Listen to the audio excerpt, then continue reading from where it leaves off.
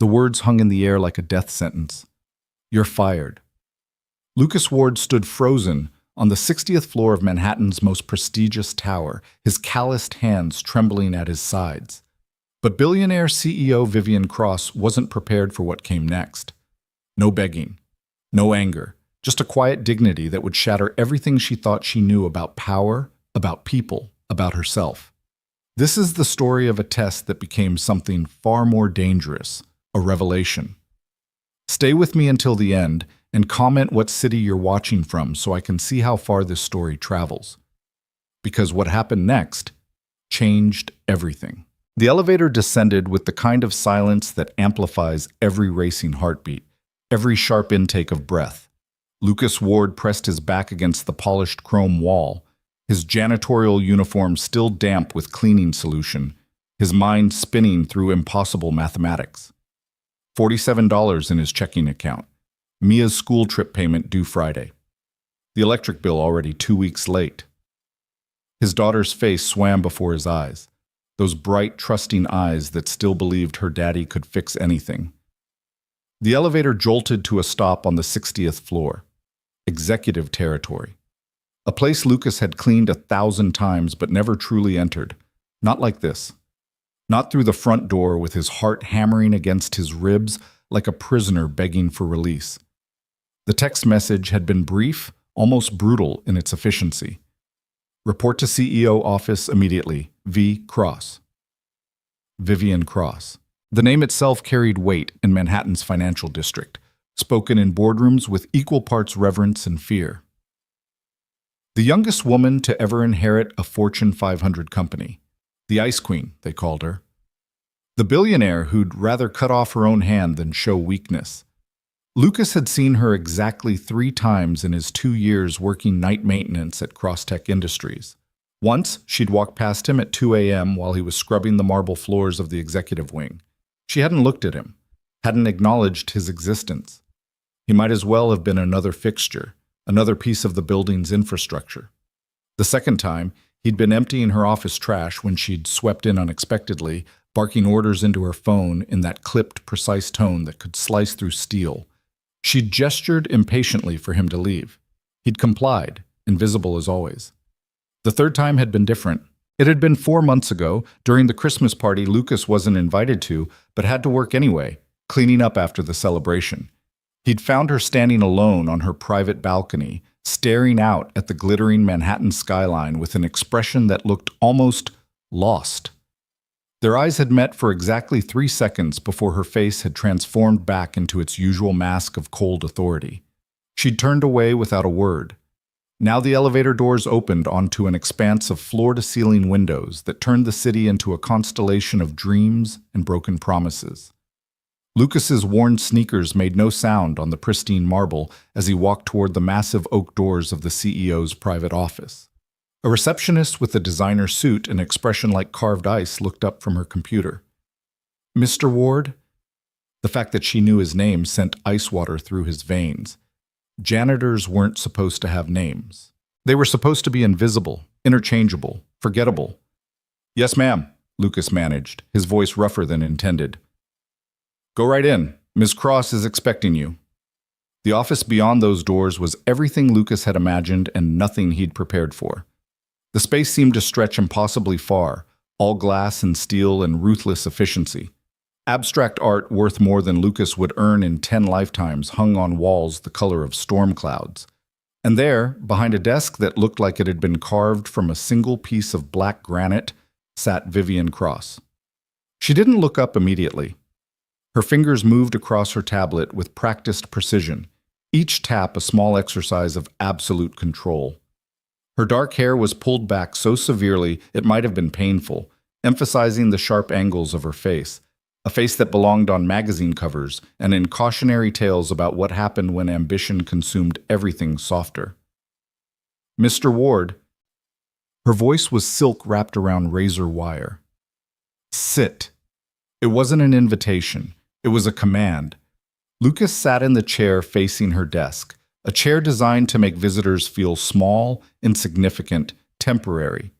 He folded his hands in his lap to hide their shaking, fixing his eyes on a point just past her left shoulder. A technique he'd learned in the army, back when he'd been someone different, someone with a future instead of just a past. Vivian finally looked up, and Lucas felt the full weight of her attention like a physical thing. Her eyes were the color of winter ice, beautiful and absolutely merciless. "Do you know why you're here?" she asked. "No, ma'am." A small smile touched her lips, there and gone so quickly Lucas almost missed it. "You've been with Crosstech for 2 years, 3 months, and 17 days. In that time, you've never called in sick, never been late, never filed a complaint. Your work is—" She paused, glancing at her tablet. "Exceptional. Your supervisor notes that you complete tasks 30% faster than your colleagues without sacrificing quality." Lucas's heart began to beat differently, not with relief, but with a strange, cautious hope that felt more dangerous than despair. "However," Vivian continued, and that single word dropped like a guillotine blade, "I've been reviewing our operational efficiency. Cost-benefit analyses. Return on investment." She set down her tablet with deliberate precision. "The mathematics are quite clear." She stood, moving around her desk with the predatory grace of someone who'd learned to command space simply by occupying it. She stopped directly in front of Lucas, looking down at him from what felt like an impossible height. "You're fired, Mr. Ward." The words landed like physical blows. Lucas felt them in his chest, his stomach, the base of his spine. He watched Vivian's face, searching for some hint of emotion, some crack in that perfect facade of executive indifference. There was nothing, just those ice-cold eyes watching him with what might have been clinical curiosity. This was where he was supposed to break. Lucas knew the script. He'd seen it play out in the break room, heard the stories from other workers who'd faced the same moment. Begging, pleading, listing family obligations, medical bills, desperate circumstances. Sometimes it worked. Sometimes executives enjoyed exercising mercy the way Roman emperors had enjoyed the power of the thumb. But Lucas had learned something in the rubble of Kandahar, in the hospital room where they'd told him his wife had 3 months to live, in the pediatric oncology ward where Mia had fought for every breath. Dignity was the only thing no one could take unless you gave it away. He stood slowly, his movements deliberate, controlled. He met Vivian Cross's eyes directly, and for the first time in 2 years of invisible existence, he let her truly see him. "Thank you, Ms. Cross," he said quietly, "for the opportunity to work here, for 2 years of steady employment." He paused, his voice thickening despite his best efforts. "I know you don't care why I needed this job, but I want you to know you gave my daughter 2 years of stability, 2 years of me being able to say yes when she needed school supplies, when she wanted to join the art club, when she asked if we could get pizza on Fridays." Vivian's expression didn't change, but something flickered deep in those winter eyes, something that might have been surprise. "I have one request," Lucas continued, his hands steady now, his voice firm. "Please don't tell my little girl. She already worries too much. She's 8 years old, and she checks our bank account on my phone when she thinks I'm not looking. She counts the days until payday. She asks if we have enough money for food before she'll tell me what she wants for breakfast." His voice cracked, just barely, on the last word. He swallowed hard, fighting back the emotion that threatened to break through his careful control. "I'll tell her myself. I'll find the right words. I'll make sure she knows it's not the end of the world, even though—" He stopped, unable to finish the thought. Even though it felt like the end of everything. For a long moment, neither of them moved. The silence stretched between them like a rope pulled too tight, ready to snap. Outside the floor-to-ceiling windows, Manhattan glittered with a million lights, each one representing someone with their own dreams, their own desperate mathematics. Vivian Cross had witnessed countless terminations in her 7 years running Crosstech. She'd inherited the company at 29 when her father had finally succumbed to the heart disease he'd refused to acknowledge. And she'd learned quickly that sentiment was weakness, that compassion was a luxury competitors would exploit without mercy. Her father had taught her that, had drilled it into her through a childhood that looked perfect from the outside. Private schools, European vacations, a trust fund that could buy small countries, but felt like a masterclass in emotional amputation. "The world will eat you alive if you let them see you feel," he'd said once, after she'd cried about a friend's betrayal. "Cut them out before they cut you, always." She'd learned the lesson well, too well. But this man standing before her, this janitor who should have been nothing, who should have begged and pleaded and given her the satisfaction of watching him break, he'd done something unexpected, something that cracked the carefully constructed armor she'd spent 36 years building. He'd thanked her, and then he'd asked her not to hurt his daughter, not to save his own job, not to spare his own pride, but to protect an 8-year-old girl from worry. "Mr. Ward," Vivian heard herself say, her voice strangely uncertain. But Lucas was already moving toward the door, his shoulders square, his head high. He paused at the threshold, his hand on the polished brass handle. "I hope," he said, without turning around, "that you never have to learn what it feels like to look into your child's eyes and tell them you failed. I wouldn't wish that on anyone, not even on someone who can destroy lives before breakfast without losing a minute of sleep." The door closed behind him with a soft click that sounded deafening in the vast office. Vivian stood frozen, staring at the space where he'd been. Her heart was pounding in a way that felt almost unfamiliar, almost forgotten. Her hands trembled slightly as she pressed them flat against her desk, needing the solid, cool surface to ground her. What the hell just happened? The termination had been carefully planned. A test inherited from her father's playbook, the great Gerald Cross, who'd believed that character was revealed only under extreme pressure. "Fire someone good," he'd told her once. "Fire them without cause. Watch how they react. The strong show dignity. The weak show desperation. And you, my dear, must always know the difference." So she'd chosen Lucas Ward, the perfect candidate. Reliable, hardworking, invisible. Someone whose reaction would tell her something about the backbone of her lowest-level employees. She'd expected anger or pleading. She'd expected him to invoke his daughter, yes, but as leverage, as manipulation. "Please, I have a kid, I need this job. How can you be so heartless?" But he'd done none of that. He'd thanked her. He'd protected his daughter even in his moment of disaster. And he'd walked away with his dignity so intact it had somehow stripped away a piece of hers. Vivian returned to her desk on unsteady legs. She pulled up Lucas Ward's employment file on her tablet, really reading it for the first time. Army veteran, Purple Heart recipient, honorable discharge following injury sustained in service. Wife deceased, cancer, 3 years prior. Single father to one dependent daughter, age 8. No disciplinary actions. Exemplary performance reviews. Lives in Queens.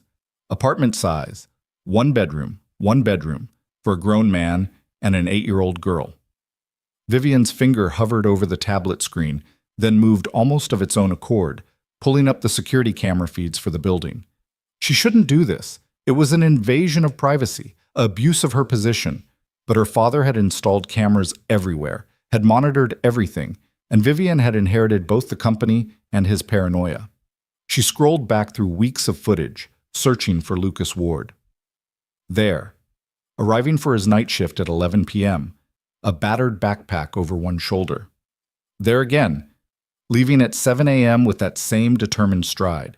She fast-forwarded, looking for patterns, for something that would explain why this man's quiet dignity had rattled her so completely. Then she found it. A date 3 weeks ago. Lucas arriving early, at 9 p.m. instead of his usual 11 p.m. start time. And he wasn't alone. Vivian leaned closer to the screen, her breath catching. A little girl walked beside him, her hand dwarfed by his.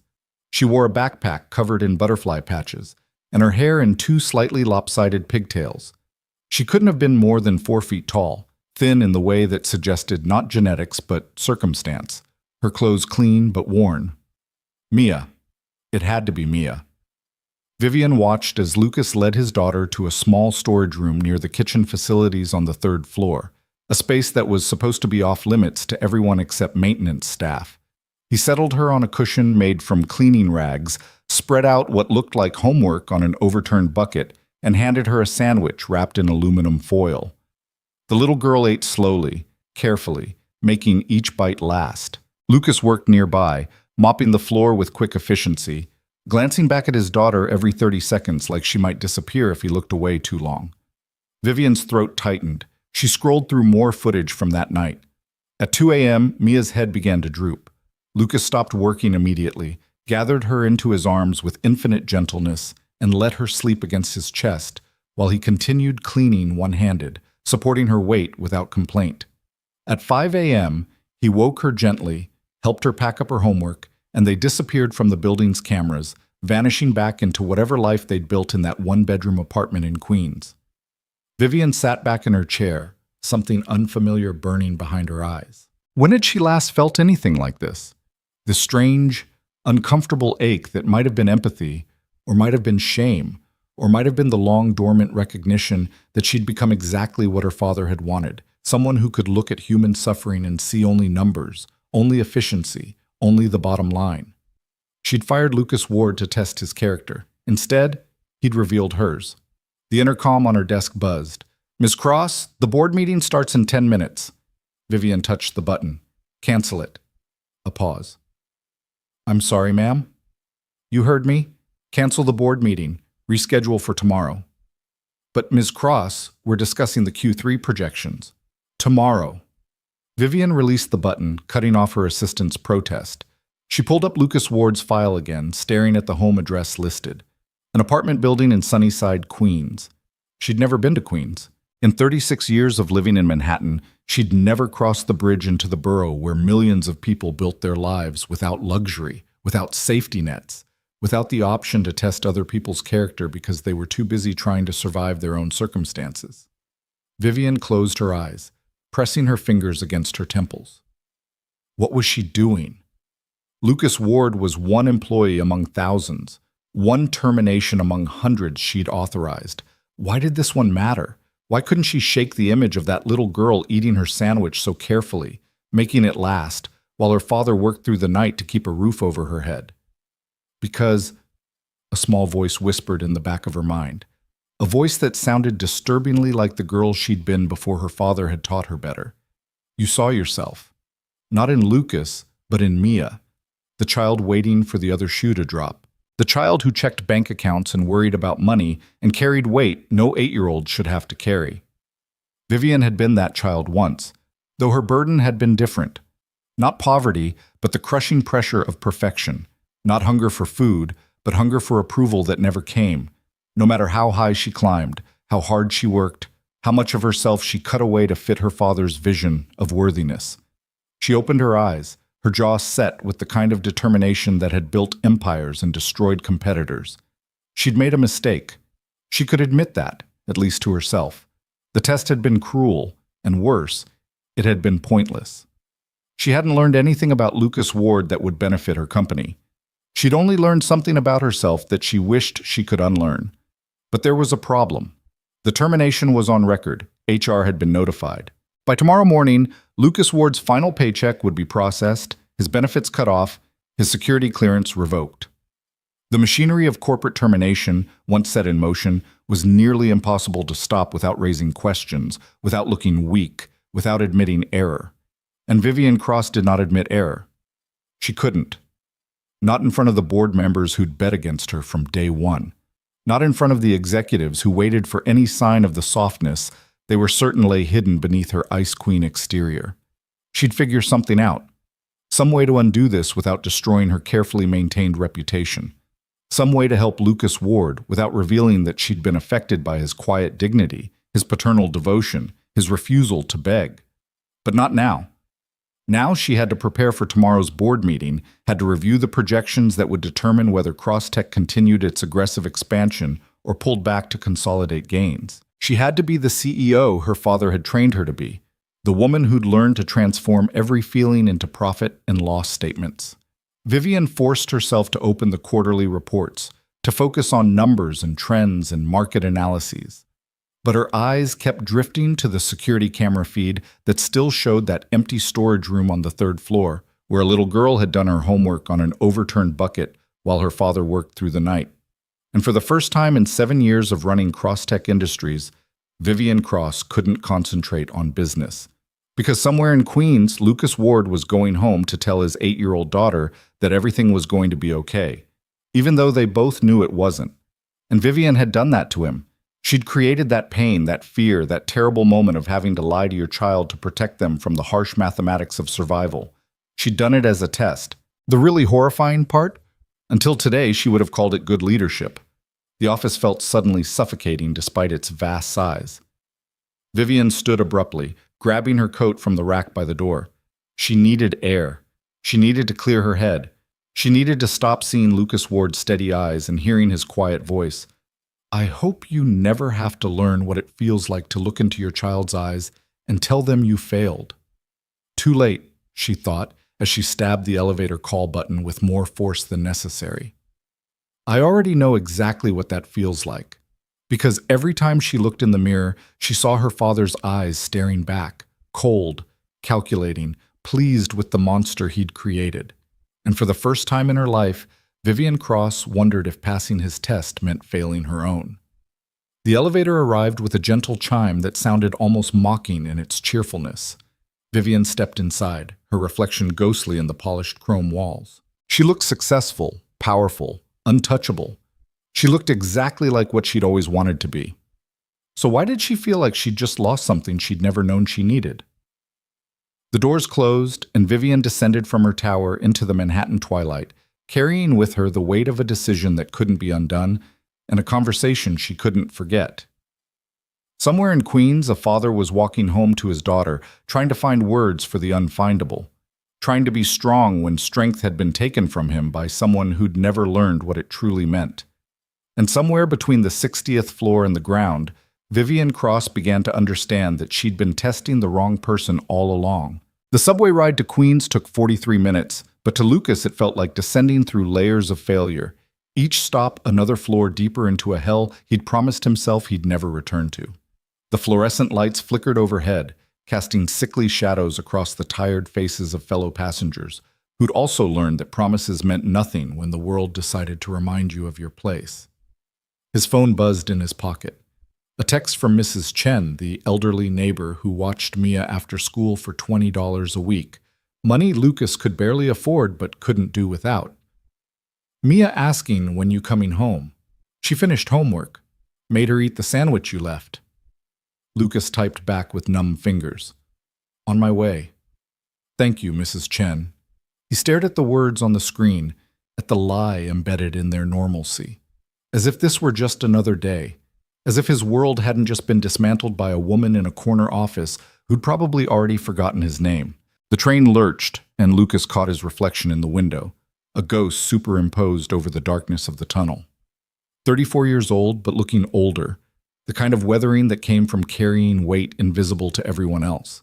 The scar along his jawline from Kandahar, the circles under his eyes from 2 years of night shifts, the expression that tried so hard to project strength, but tonight just looked hollow. He'd kept it together in Vivian Cross's office, had maintained his dignity, his composure, even his gratitude. But now, alone among strangers who'd never know his name, Lucas felt the careful construction of his self-control beginning to crack.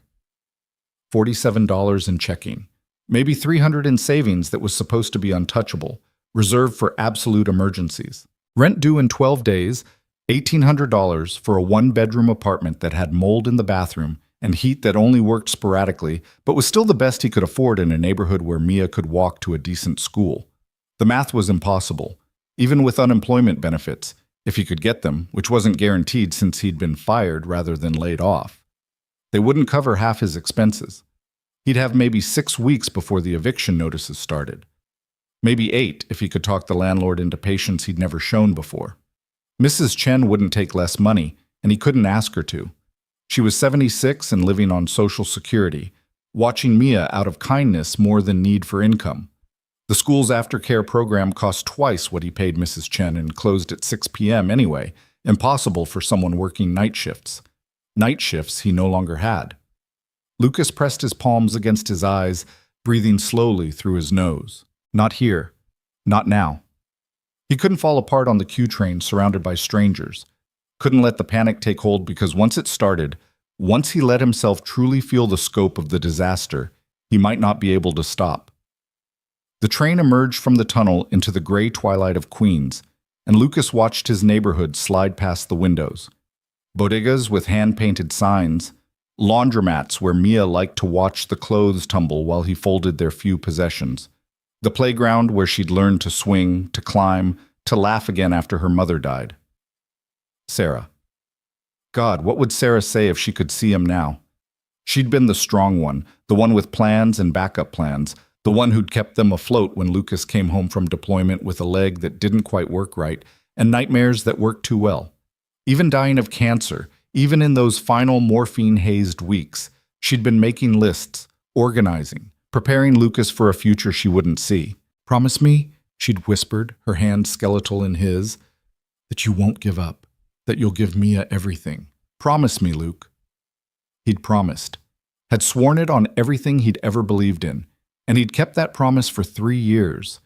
3 years of double shifts and exhaustion, of sacrificing everything for his daughter's stability, her security, her chance at a childhood that wasn't defined by loss and lack. Now, in one 15-minute conversation, Vivian Cross had made him a liar. The apartment building looked worse in the fading light, its brick facade crumbling in places, graffiti half-heartedly painted over. But the security door worked, and the hallways were clean, and Mrs. Chen lived on the same floor, and those things mattered more than aesthetics when you were raising a little girl alone. Lucas climbed the stairs to the 3rd floor, each step feeling heavier than the last. He could hear television sounds bleeding through thin walls, could smell someone cooking curry, could hear a baby crying somewhere above. Normal sounds, life sounds, the sounds of people who still had jobs to go to tomorrow. He paused outside apartment 3C, his hand on the doorknob, trying to arrange his face into something that wouldn't terrify his daughter, trying to find the version of himself who could still protect her, even when he'd failed at the most basic requirement of fatherhood, keeping them safe. The door opened before he could turn the knob. "Daddy!" Mia launched herself at him with the full force of 8 years old, wrapping her thin arms around his waist. "You're home early. Mrs. Chen said you had to do something special at work. Did you get a promotion? Did they finally make you a supervisor like you deserve?" Lucas's heart shattered into pieces so small they might never fit back together. He knelt down, bringing himself to Mia's eye level, drinking in the sight of her.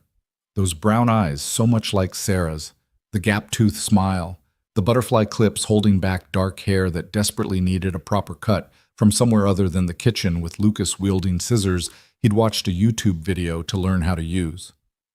"Hey, Bug," he managed, his voice only slightly rough. "Let me talk to Mrs. Chen for a minute, okay? Then I'll make us dinner and we can talk about our day." "I already ate the sandwich," Mia said, a flash of guilt crossing her face. "Was I supposed to save half?" "I'm sorry, Daddy, I was really hungry, and—" No, Bug, you eat the whole sandwich. That's what it's there for." Lucas touched her cheek gently. "Go grab your homework. I want to see what you did today." Mia beamed and scampered into the apartment. Lucas stood slowly, his knees protesting, and found Mrs. Chen standing in her doorway across the hall, her face creased with the kind of knowing that came from surviving 80 years of watching the world break people. "Mr. Ward," she said quietly in her accented English. "Something wrong. I see in your face." Lucas opened his mouth to deny it, then stopped. Mrs. Chen had been the first person to welcome them to the building 3 years ago, had brought them dumplings when she'd heard Sarah died, had never once asked for payment in advance when Lucas's checks were late. "I lost my job," he said simply. "Today. I'm going to figure it out, but it might take me a few weeks to find something new. I can pay you through next Friday, but after that—" Mrs. Chen waved her hand sharply, cutting him off. "You pay me when you can. Mia is good girl, no trouble. You are good father." She paused, studying him with eyes that had seen everything life could throw at a person. "My husband, he lose job 3 times. Once we have nothing, sleep in car with 2 babies. But we survive. You survive too." "Mrs. Chen, I can't ask you to, but—" "You not asking, I am telling." She pointed a gnarled finger at him. "You take care of that little girl. I take care of watching her. We help each other. This is what neighbors do." Lucas's throat tightened dangerously. "Thank you," he whispered. Mrs. Chen nodded once, then retreated into her apartment, closing the door with a soft click that somehow conveyed both dismissal and solidarity.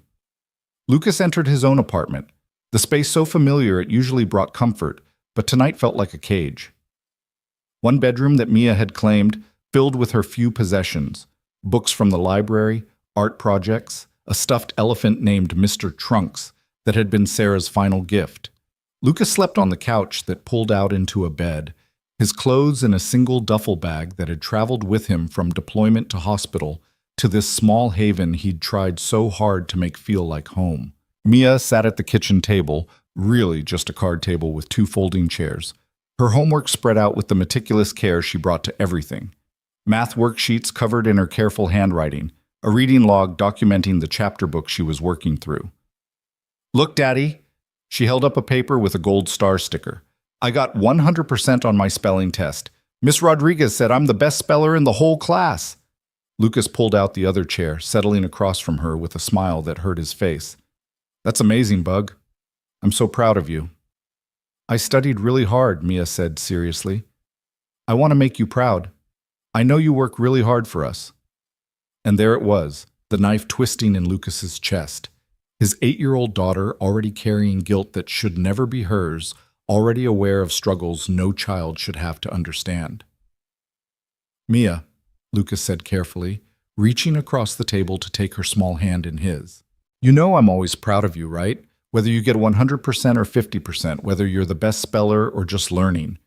You don't have to earn my pride. You already have it." Mia's eyes got shiny, and Lucas realized with a start that she was fighting back tears. "But I heard you on the phone last week," she whispered. "You were talking to the electric company. You said you'd pay them as soon as you got paid. And I know my school trip costs money, and I need new shoes because my toes touch the end of these ones, but I didn't want to tell you because—" "Stop." Lucas came around the table, lifting Mia into his lap the way he used to when she was smaller. She was getting too big for this, all knees and elbows, but she still curled into him like she had as a toddler, her head tucked under his chin. "Bug, listen to me. Your only job is to be 8 years old, to do your homework and play with your friends and read your books. My job is to worry about money and bills and everything else. Do you understand?" "But Daddy—" "No buts. I'm the grown-up. That's how it works." Lucas kissed the top of her head, breathing in the strawberry scent of the cheap shampoo they shared. "And you're going on that school trip, and you're getting new shoes this weekend. I promise." Promises. He was making more promises he didn't know how to keep. They sat like that for a long moment, Lucas holding his daughter and trying to figure out how to tell her the truth without destroying her already fragile sense of security. How did you explain to a child that the stability she'd finally started to trust was once again built on sand? But when he opened his mouth to begin, Mia spoke first. "Daddy, can we have pasta for dinner? The kind with butter and cheese?" Lucas nearly laughed, a sound that came out more like a sob he quickly converted into a cough. Pasta with butter and cheese. Their celebratory meal, their comfort food, the thing they ate when life felt okay enough to pretend they had choices. "Yeah, Bug, we can have pasta." While the water boiled and Mia worked on a drawing at the kitchen table, a butterfly, always butterflies since Sarah had told her dying people's souls became butterflies, Lucas's phone buzzed. Unknown number. He almost didn't answer, but desperation made him hopeful. Maybe it was a job lead. Maybe someone had heard he was available. Maybe the universe had decided to throw him literally anything. "Hello?" Silence on the other end. Then a female voice, precise and cold. "Mr. Ward, this is Vivian Cross." Lucas's hand tightened on the phone so hard he heard the case crack. Behind him, Mia hummed while she colored, oblivious to the way her father's entire body had gone rigid. "Ms. Cross," he said carefully, moving toward the tiny living room for privacy. "I wasn't expecting—" "I've been reviewing your file," Vivian interrupted, her tone all business. "There were some discrepancies I wanted to discuss." Discrepancies. Corporate speak for, "I'm about to make your life even worse." "I see," Lucas said, though he didn't see it all. What discrepancies could there possibly be? He'd been a model employee, had never stolen, never lied on his time card, never done anything except show up and work harder than anyone else because he couldn't afford to be anything less than perfect. "You brought your daughter to work on November 3rd, Vivian said flatly. Lucas's blood turned to ice. Yes. Ma'am. I did. It was an emergency. Mrs. Chen, the woman who watches Mia, she had a doctor's appointment she couldn't reschedule, and I couldn't find anyone else, and I couldn't afford to miss my shift. Mia stayed in a storage room. She didn't bother anyone. Did you log her presence with security? No, ma'am. I should have. I know that. That's a violation of company policy, Vivian continued, steamrolling over his explanation. Unauthorized personnel in restricted areas. It could have been grounds for immediate termination. Could have been. Past tense. Lucas's mind spun, trying to understand where this was going. I understand, he said quietly. But I've already been terminated, so… I haven't reported the violation, Vivian said. There was something strange in her voice now, something that didn't quite match the corporate ice. To HR. I haven't reported it. The pasta water boiled over, hissing against the ancient stove. Lucas ignored it. Why not? A long pause. Lucas could hear background noise on Vivian's end. Traffic, maybe. Car horns. Was she outside? Had the CEO of Crosstech Industries called him from the street? Because, Vivian said slowly, as if the words were being dragged from somewhere deep and painful, I watched the security footage from that night. I saw how you took care of her, how you worked one-handed so you could hold her while she slept, how you sacrificed your efficiency, your speed, everything you take pride in to make sure she was safe and comfortable. Lucas's throat closed. He couldn't speak, couldn't process what he was hearing. Mr. Ward, Vivian continued, and now her voice was definitely different, softer, uncertain, almost human. I made a mistake this afternoon. The termination was part of a… She stopped abruptly. It doesn't matter what it was part of. The point is, I was wrong. Hope flared in Lucas's chest, painful and terrifying. Hope was dangerous. Hope could destroy you worse than despair because it made you believe in possibilities that didn't exist for people like him. I want you to report to work tomorrow night, Vivian said. Same shift, same position, with a 15% pay increase retroactive to your hire date and a promotion to lead maintenance supervisor. The words didn't make sense. Lucas's brain couldn't fit them together into any kind of coherent meaning. Ms. Cross, I don't understand. I said I made a mistake. Vivian cut him off, and now there was something sharp in her tone, almost offensive. I'm correcting it. Unless you'd prefer to decline the offer? No, Lucas said quickly, too quickly, hearing the desperation in his own voice and hating it. No, thank you. Thank you, Ms. Cross. You won't regret this. I promise I'll… There are conditions, Vivian interrupted. You'll need to complete a background check update, sign some new paperwork, attend a safety training session, and if you ever need to bring your daughter to work again, you log it with security, properly.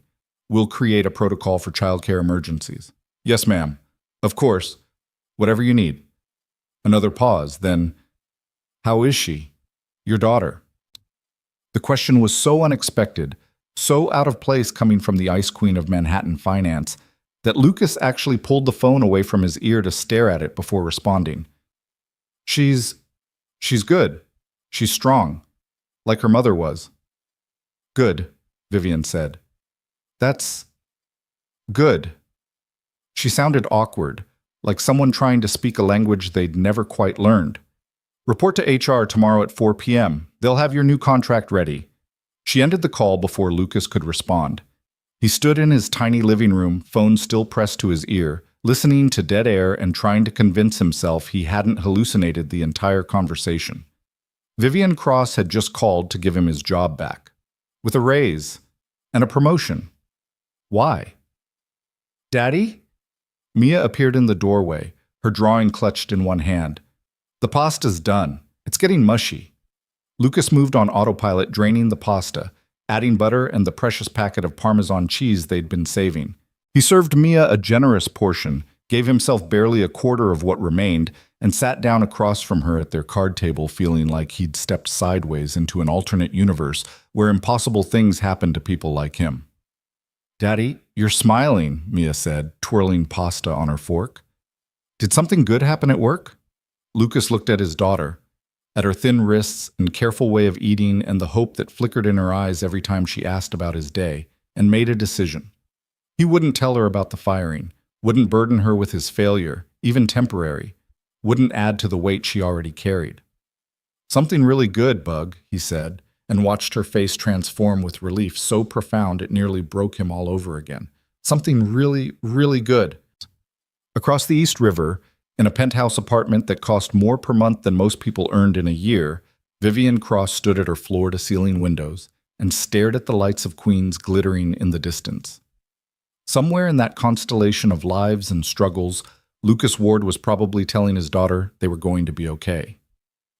Vivian had made the call from her car, parked on a random street in Murray Hill, unable to wait until she got home.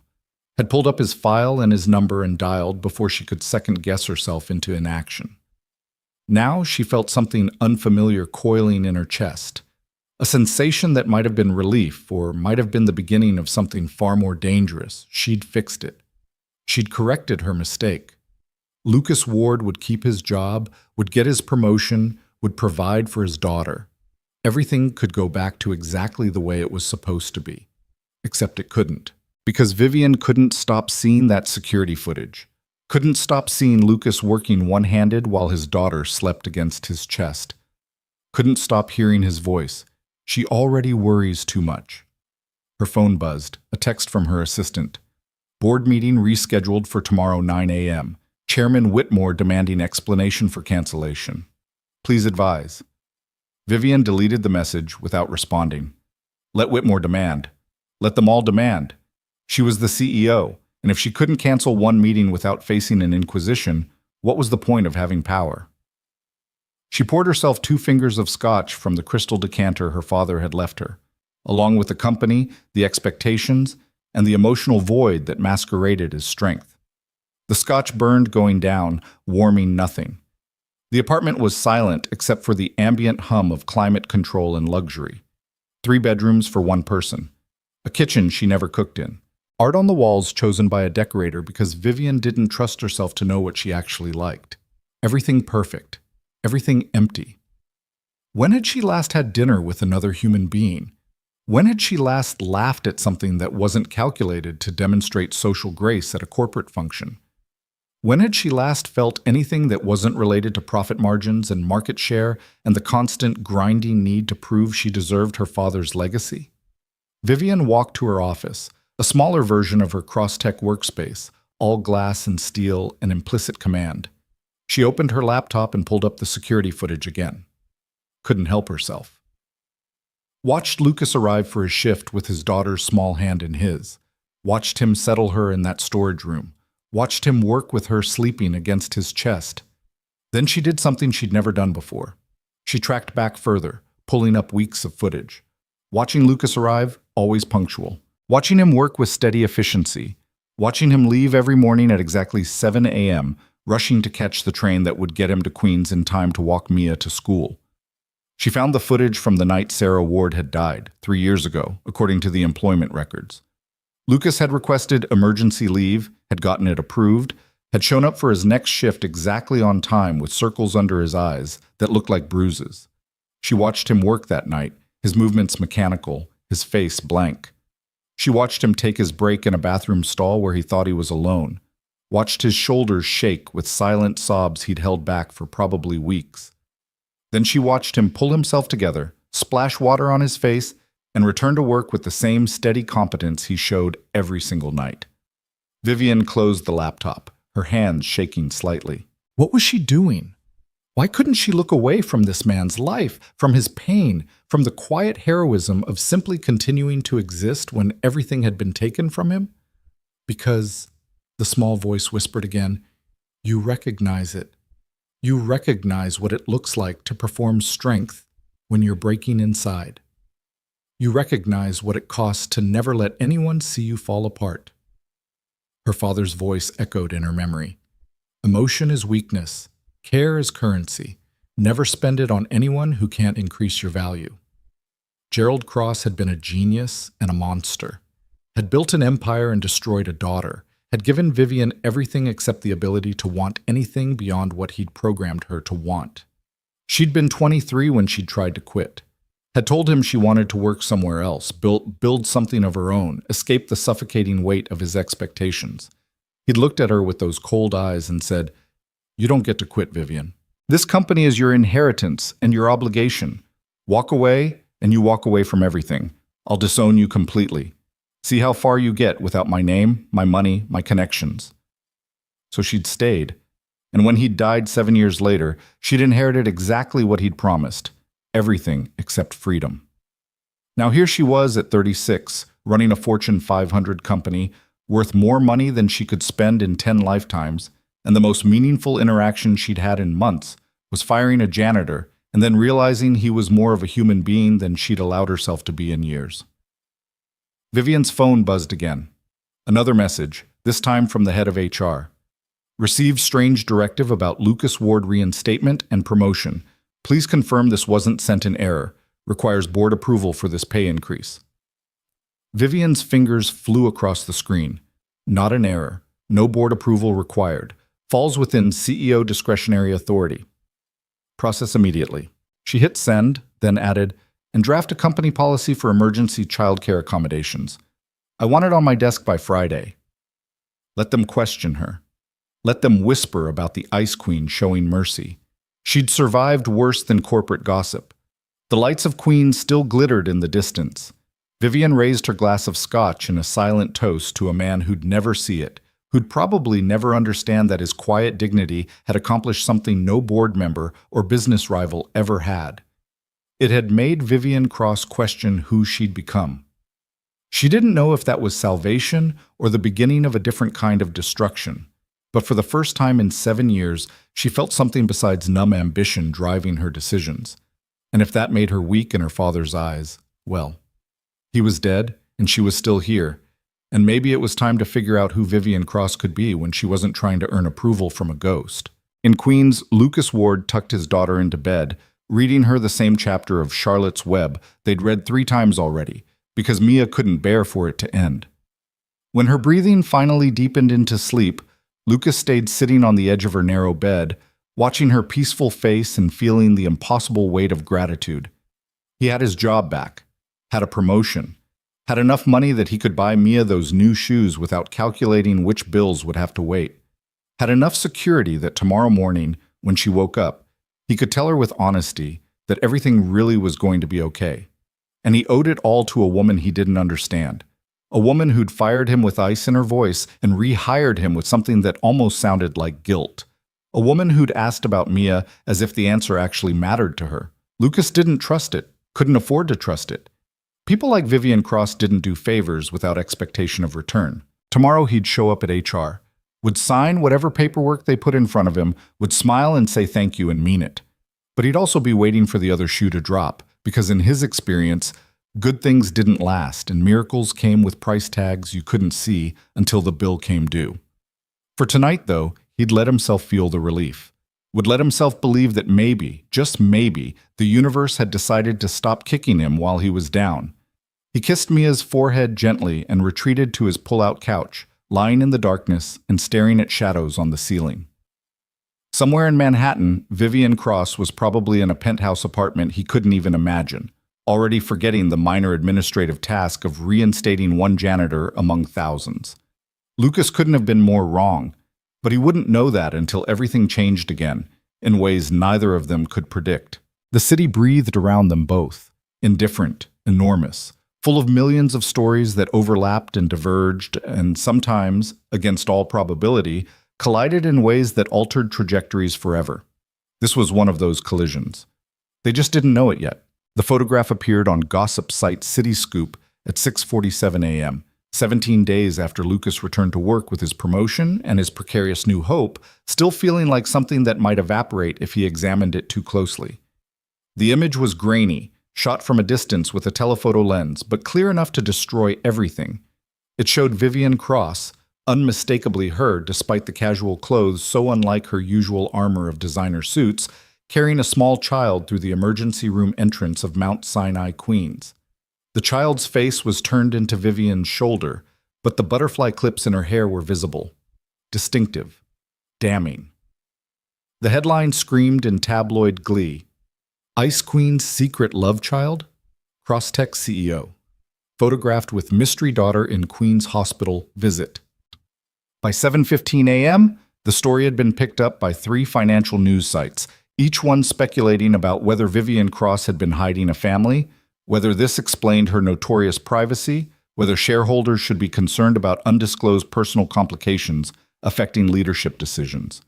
By 8 a.m., it had gone viral on social media, spawning 1,000 theories about the identity of the child, the father, and what this meant for Crosstech's stock price, which was already beginning to slide as traders reacted to uncertainty with their usual panic.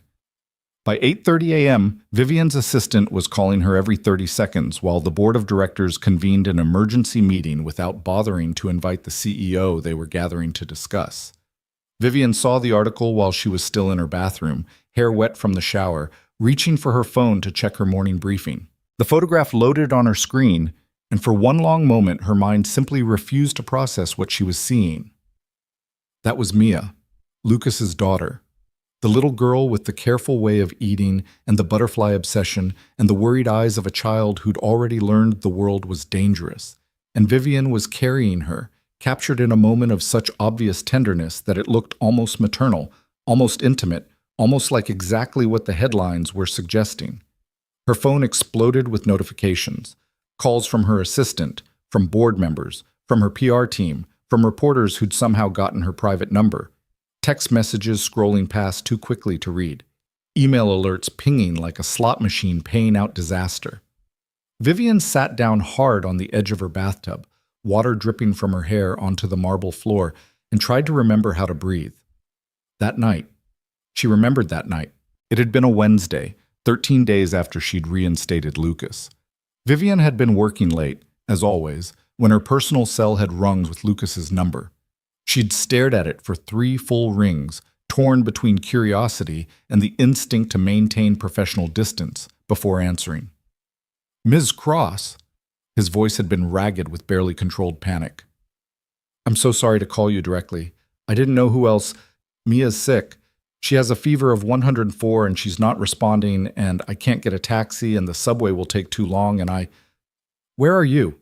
Vivian had asked, already moving toward her private elevator, grabbing her keys from her desk drawer. "Queens, Sunnyside. But Ms. Cross, you don't have to—" "Text me your address.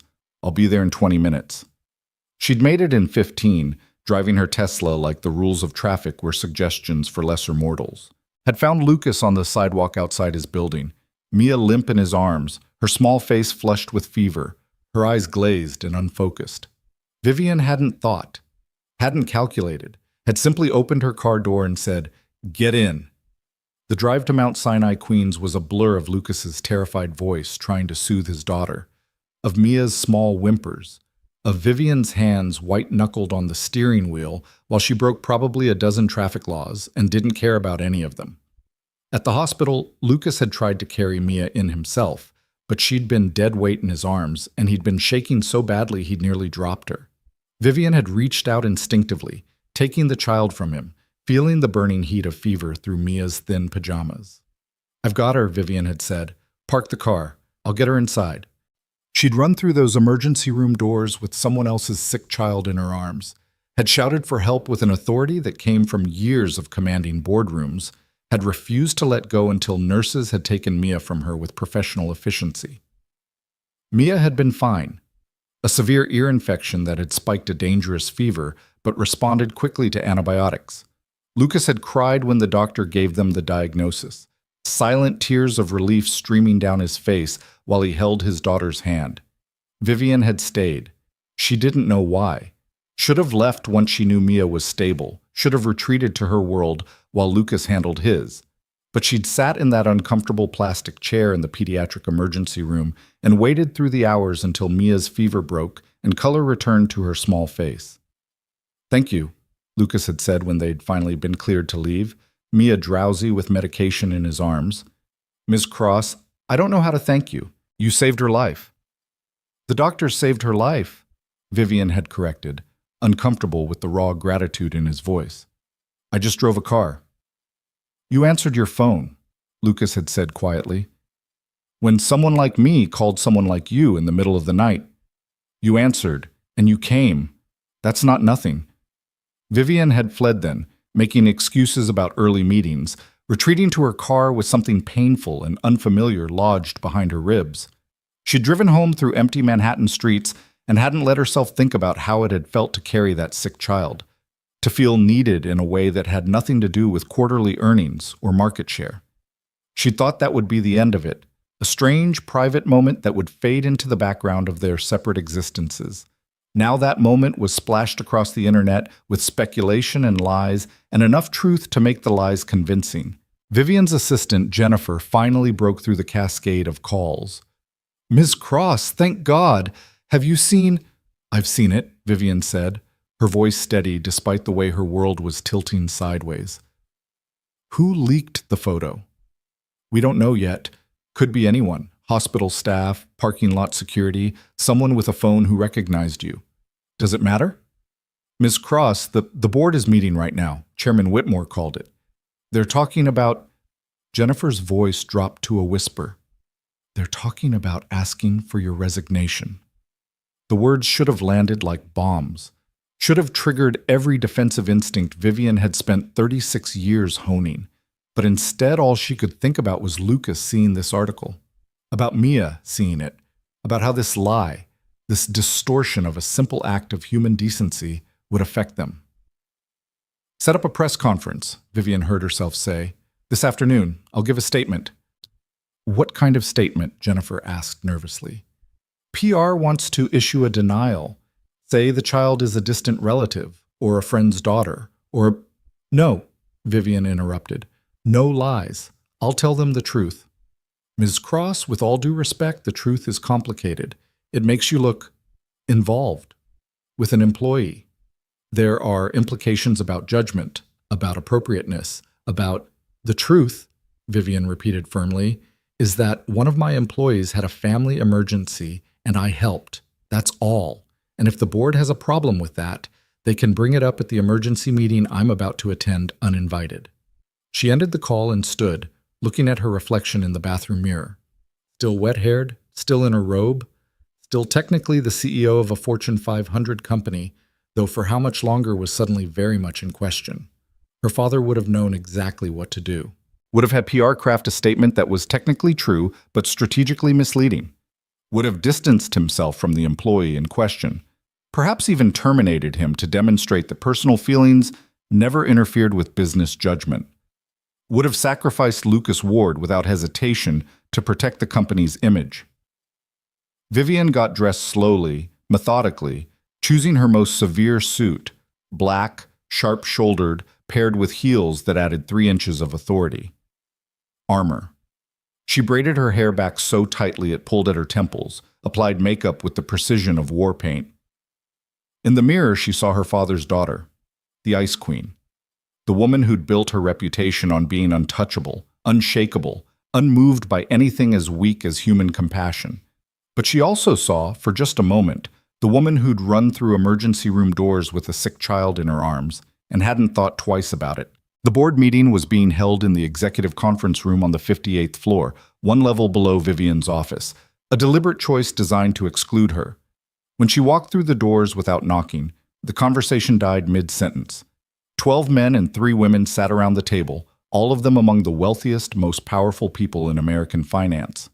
Chairman Whitmore, silver-haired and patrician, sat at the head with the kind of entitled authority that came from never being denied anything. He'd been Gerald Cross's closest friend, had mentored Vivian through her early years as CEO, and had never quite forgiven her for being better at the job than he'd expected. "Vivian," he said, not bothering to hide his irritation, "this is a closed session."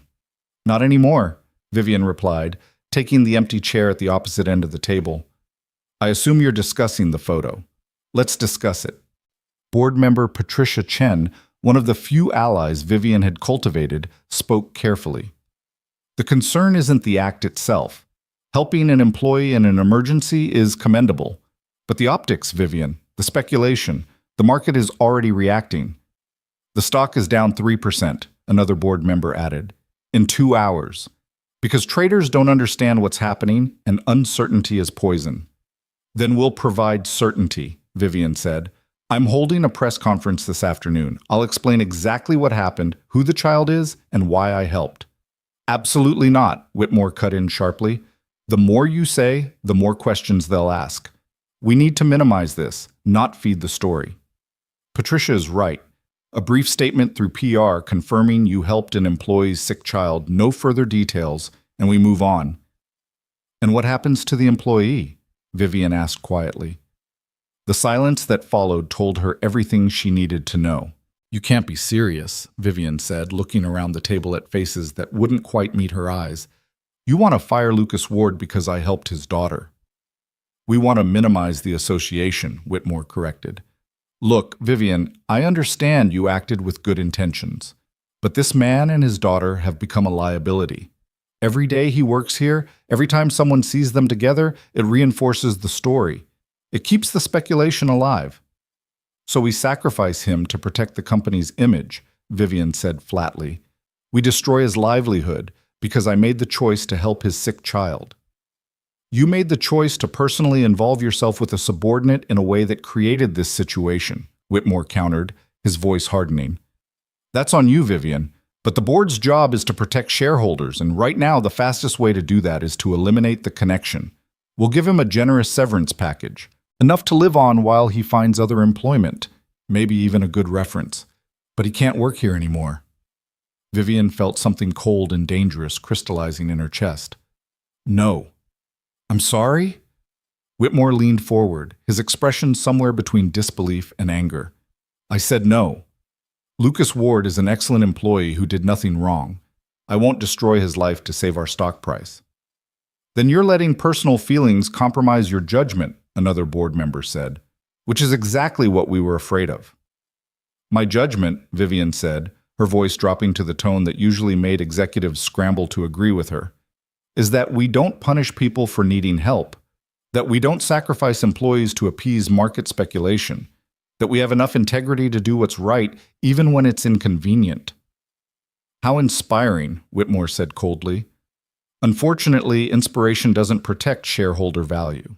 Here's how this is going to work, Vivian. Either you terminate Lucas Ward immediately with appropriate compensation, or the board will call for a vote of no confidence in your leadership, today. The ultimatum landed like a physical blow. Vivian's hands tightened on the arms of her chair, her perfectly applied makeup hiding the way all the blood had drained from her face. You can't do that, she said, but her voice lacked conviction. They could. The corporate bylaws her father had written gave the board that power if they could achieve a 2/3 majority vote.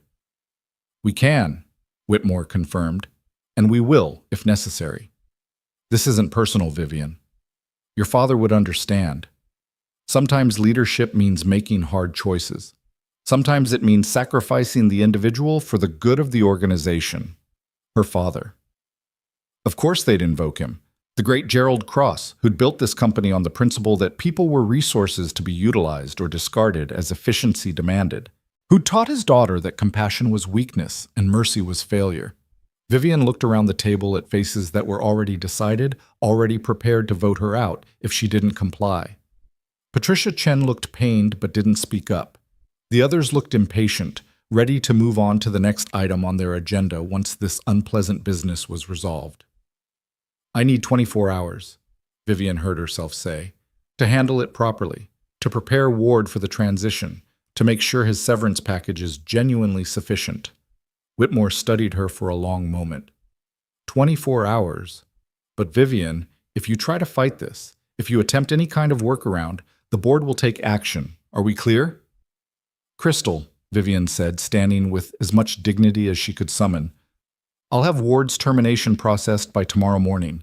She walked out of that conference room with her spine straight and her head high, everything her father had trained her to be. Made it to her office before her legs gave out, and she collapsed into her chair, shaking with rage and shame, and something that felt horribly like grief. She'd caved, had agreed to destroy Lucas Ward's life to save her own position, had chosen power over principle in the space of a 20-minute meeting. Her phone buzzed, a text from Lucas. Ms. Cross, I saw the article. I'm so sorry. This is my fault. I should never have called you that night. Please let me know how I can fix this. Vivian stared at the words, at the man apologizing for needing help, for having the audacity to have a sick daughter, for existing in a way that inconvenienced the powerful. She thought about texting back, explaining what was coming, warning him so it wouldn't be a complete shock when HR called him in tomorrow, but her fingers wouldn't move. Because what could she possibly say? Sorry, Lucas, but helping your daughter means I have to fire you to save my job? Thanks for teaching me about human decency. Here's your severance check. The city stretched out beyond her windows, millions of lives intersecting and diverging, and Vivian Cross sat in her tower feeling more trapped than she'd ever felt in her life. In Queens, Lucas saw the article on his phone during his lunch break and felt his stomach drop through the floor. The photograph was damning despite its innocence. He remembered that night with painful clarity, Mia burning with fever, his own terror, Vivian Cross appearing like some kind of avenging angel and simply taking control. She'd saved Mia, had driven like a demon through Queens traffic, had carried his daughter into that emergency room with the kind of command that made nurses snap to attention, had stayed for hours in uncomfortable plastic chairs while Mia recovered, never once checking her watch or acting like she had anywhere more important to be. And now that kindness was being twisted into something ugly, something that would hurt her company. All because Lucas had been desperate enough to call her in the middle of the night instead of handling it himself like he should have. His supervisor found him in the break room, staring at his phone with an expression that must have looked as destroyed as he felt.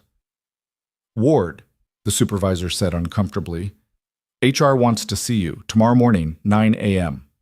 Lucas looked up slowly. About the article. I don't know what it's about, the supervisor said, which was obviously a lie. Just be there. And Ward, maybe update your resume, just in case.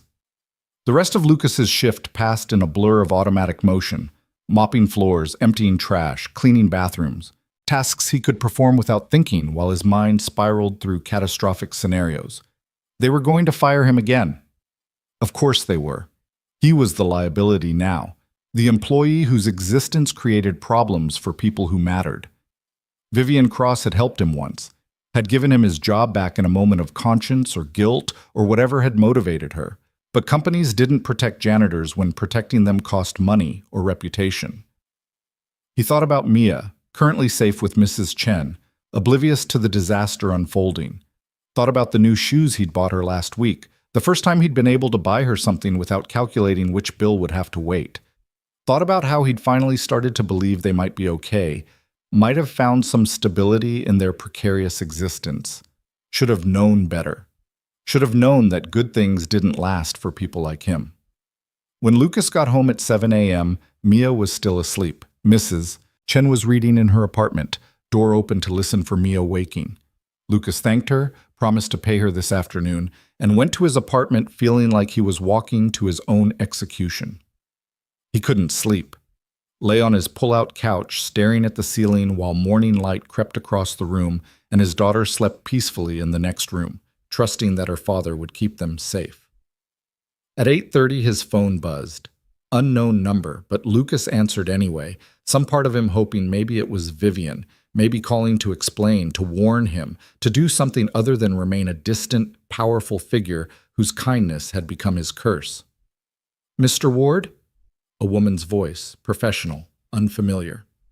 This is Rachel Kim from the New York Times.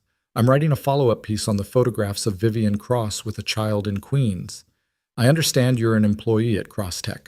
Can you confirm your relationship with Ms. Cross and the identity of the child in the photograph? Lucas's mouth went dry. No comment. Our sources suggest the child might be your daughter, that Ms. Cross drove you to the hospital during a medical emergency. Can you confirm that? I don't have anything to say to you, Lucas managed. Mr. Ward, the story is going to run with or without your input. Don't you want the truth to be told? Lucas hung up, his hands shaking. 2 more calls came in the next 10 minutes. Different numbers, different reporters, same questions. He stopped answering, letting them roll to voicemail while anxiety made his chest tight. This was spiraling. The photograph was bad enough, but now reporters were digging, connecting dots, turning a simple act of kindness into some kind of scandal. And Lucas was at the center of it, dragging Vivian Cross down with him. He should have handled it himself that night, should have called an ambulance despite the cost. Should have found some other way instead of reaching out to the one person who'd shown him mercy and inadvertently giving her a target for this kind of vicious speculation. Mia emerged from her room at 9 a.m., rubbing sleep from her eyes, her butterfly print pajamas wrinkled. "Morning, Daddy. Can we have pancakes?"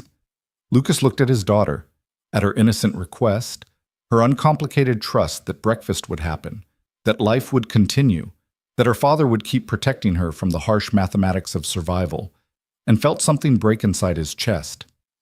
"Yeah, Bug," he said, moving toward the kitchen on autopilot. "We can have pancakes." While Mia ate, Lucas's phone continued buzzing with calls from reporters, from blocked numbers, from people who wanted pieces of his story to feed the growing media frenzy. He turned it off eventually, unable to handle the constant intrusion. At 11 a.m., there was a knock on his apartment door. Lucas opened it to find a delivery man with an envelope marked Crosstech Industries, urgent legal document. His hands trembled as he signed for it. The man left without comment, and Lucas stared at the envelope with growing dread. This wasn't how HR usually communicated. This wasn't how they'd contacted him about his promotion. This was different, formal, final. He waited until Mia was absorbed in her coloring books before opening it, stepping into the bathroom for privacy. The document inside was brief and devastating. Notice of mandatory leave. Employee suspended pending internal investigation into conduct violations and policy breaches. Effective immediately. Not fired, not yet, but suspended, which was somehow worse, a limbo that kept him from finding other work while ensuring he wouldn't get paid, wouldn't have health insurance, wouldn't have anything except the slow torture of waiting for the inevitable. Lucas read the notice 3 times, trying to find some loophole, some way to fight this. But the language was clear, legal, unassailable. He was done. Maybe not officially terminated yet, but done in every way that mattered. A second page outlined the investigation, allegations that he'd violated company policy by bringing unauthorized personnel into the building, by using company resources for personal matters, by engaging in conduct that reflected poorly on Crosstech's reputation. All technically true. All things that would have been overlooked if not for that photograph turning his desperation into a scandal. He thought about calling Vivian, demanding to know if she'd approved this, if she'd agreed to throw him away to protect herself. But what would be the point? She was the CEO of a Fortune 500 company. He was a janitor who'd been stupid enough to believe mercy from someone that powerful could ever be anything but temporary. Lucas emerged from the bathroom to find Mia watching him with those 2 knowing eyes. "Daddy, is something wrong?" "No, Bug," he lied, the words tasting like ash. "Everything's fine." But Mia was 8 years old and had learned to read adult faces for signs of disaster the way other children learn to read books. "You look sad. Did something bad happen at work?" Lucas knelt down beside her, taking her small hands in his. This was the conversation he'd hoped to avoid forever. The moment where he had to tell his daughter that he'd failed again, that stability was an illusion, that the world was exactly as cruel as she'd always feared. "Bug, listen to me. You remember when I told you I got a promotion at work? How we were going to be okay?" Mia nodded slowly, her grip tightening on his hands. "Well, there's been some confusion. Some people misunderstood something, and now I have to take some time off work while they figure it out. It doesn't mean I did anything wrong. It just means things are complicated for a little while." "How long is a little while?" Mia asked, her voice small. "I don't know yet, sweetheart." "Will you get fired?" The question was direct, cutting through all his careful euphemisms. Lucas couldn't lie to her, not about this. "Maybe. Probably. I don't know for sure." Mia's eyes filled with tears, and Lucas felt something in his soul crack clean through. She didn't cry often, had learned young that tears didn't fix anything, but now she sobbed against his chest while he held her and wished he could take every fear, every worry, every burden from her small shoulders. "I'm scared, Daddy," Mia whispered. "What if we can't pay rent? What if we have to leave? What if—" "Stop," Lucas said gently, pulling back to look at her tear-stained face. "Bug, I need you to listen to me. We might have to make some changes, might have to move somewhere cheaper, might have to cut back on some things. But I promise you, I promise, we will be okay. I will figure this out. I will keep you safe. Do you believe me?" Mia nodded, but her eyes said she wanted to believe more than she actually did. She'd learned that adults made promises they couldn't keep, that faith in tomorrow was a luxury children like her couldn't afford. Lucas held his daughter until her tears stopped, until she'd cried herself into exhausted sleep in his arms. Then he carried her to her bedroom, tucked her in with Mr. Trunks, and returned to the living room feeling hollowed out. His phone, still off, sat on the counter like an unexploded bomb. Lucas turned it back on and immediately regretted it. 23 missed calls, 14 voicemails, 37 text messages. Most were from reporters, but 3 were from Vivian Cross's number. Lucas stared at those messages for a long time before opening them. "Mr. Ward, I've seen the board's decision. This is not what I wanted. Please call me." "Lucas, I'm trying to fix this.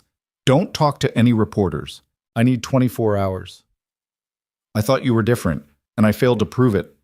I'm sorry. This is my fault, not yours." Lucas read the messages 3 times, trying to parse their meaning. Vivian had tried to fix it.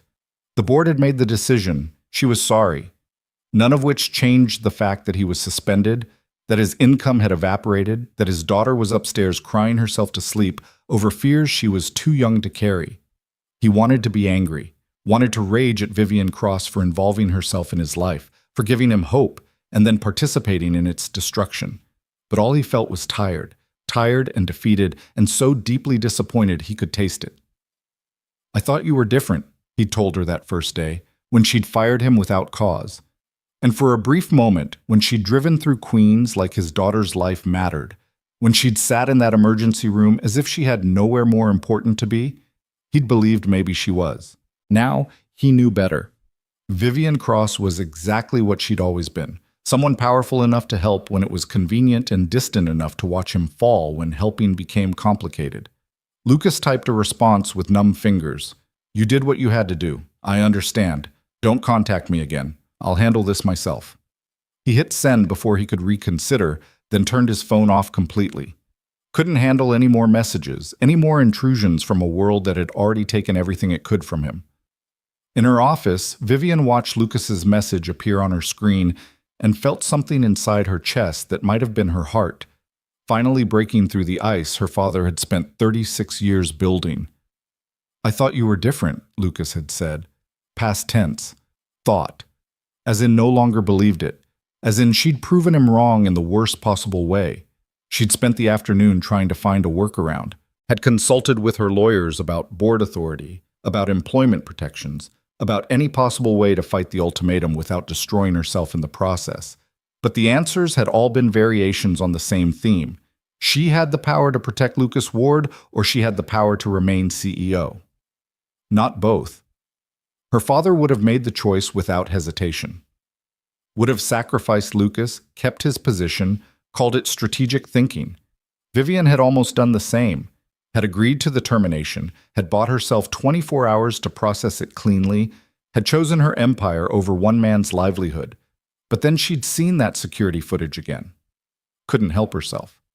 Had pulled it up one more time, watching Lucas work while Mia slept against his chest. Had watched a man who'd lost everything continue to show up, continue to try, continue to protect his daughter with dignity and devotion that made Vivian's corporate victories feel hollow and meaningless. And she'd realized something that should have been obvious from the beginning. She'd already failed her father's test. Had failed it the moment she'd answered Lucas's call that night. Had failed it every time she'd watched that security footage. Had failed it when she'd given him his job back, not because it was strategically sound, but because his quiet dignity had made her remember she used to be human. Trying to save herself now by sacrificing him would just be failing twice. Vivian pulled up her laptop and began to type, her fingers moving with the kind of certainty she usually reserved for hostile takeover negotiations. Not a press release, not a legal document, just words. Honest, unvarnished words that would probably destroy her career, but might, just might, save the thing that mattered more. Her reputation as the Ice Queen, her father's legacy of ruthless efficiency, the carefully constructed armor that had protected her from feeling anything real for more years than she wanted to count. All of it was already broken. Lucas Ward had broken it with his thank you and his request not to hurt his daughter. Had broken it by being exactly the kind of person Vivian had forgotten existed. Someone who lost everything and still managed to be good. She could let that breaking destroy her, or she could let it remake her into someone worth the space she occupied. For the first time in her life, Vivian Cross chose the harder path. The words kept flowing, and with each sentence she felt lighter, freer, terrified in a way that had nothing to do with business and everything to do with the recognition that she was about to step off a cliff, with no guarantee of anything except the certainty that staying where she was had become impossible. Outside her windows, the sun was setting over Manhattan, painting the city in shades of gold and shadow. Somewhere in Queens, Lucas Ward was holding his daughter and trying to be strong. Somewhere in a boardroom, powerful men were already planning her removal. And somewhere between the person she'd been and the person she might become, Vivian Cross was finally, terrifyingly, learning to choose truth over safety. Tomorrow would bring consequences. But tonight, for the first time in 7 years, Vivian went to sleep feeling like she'd done something that mattered more than profit margins, even if it cost her everything. The rain started at dawn, the kind of relentless October downpour that turned Queens streets into rivers and made the 40-minute commute to Manhattan feel like crossing an ocean. Lucas stood at his apartment window, watching water sheet down the glass, his reflection ghostly in the gray morning light. He hadn't slept. Couldn't sleep when his mind kept running the same impossible calculations, trying to find some mathematical solution to a problem that had no answer. His phone, turned back on reluctantly at 6 a.m. because avoiding reality didn't change it, showed 17 new messages. More reporters. A few from concerned coworkers who'd somehow gotten his number. One from his landlord, brief and ominous. Heard you lost your job. Rent still due on time. News traveled fast in their building. Mrs. Chen had probably mentioned seeing Lucas home during work hours, and in a place where everyone knew everyone's business because survival sometimes depended on it, speculation became fact within hours. Lucas was composing a response to his landlord, something about having savings, about this being temporary, lies that felt necessary, when a knock sounded at his door.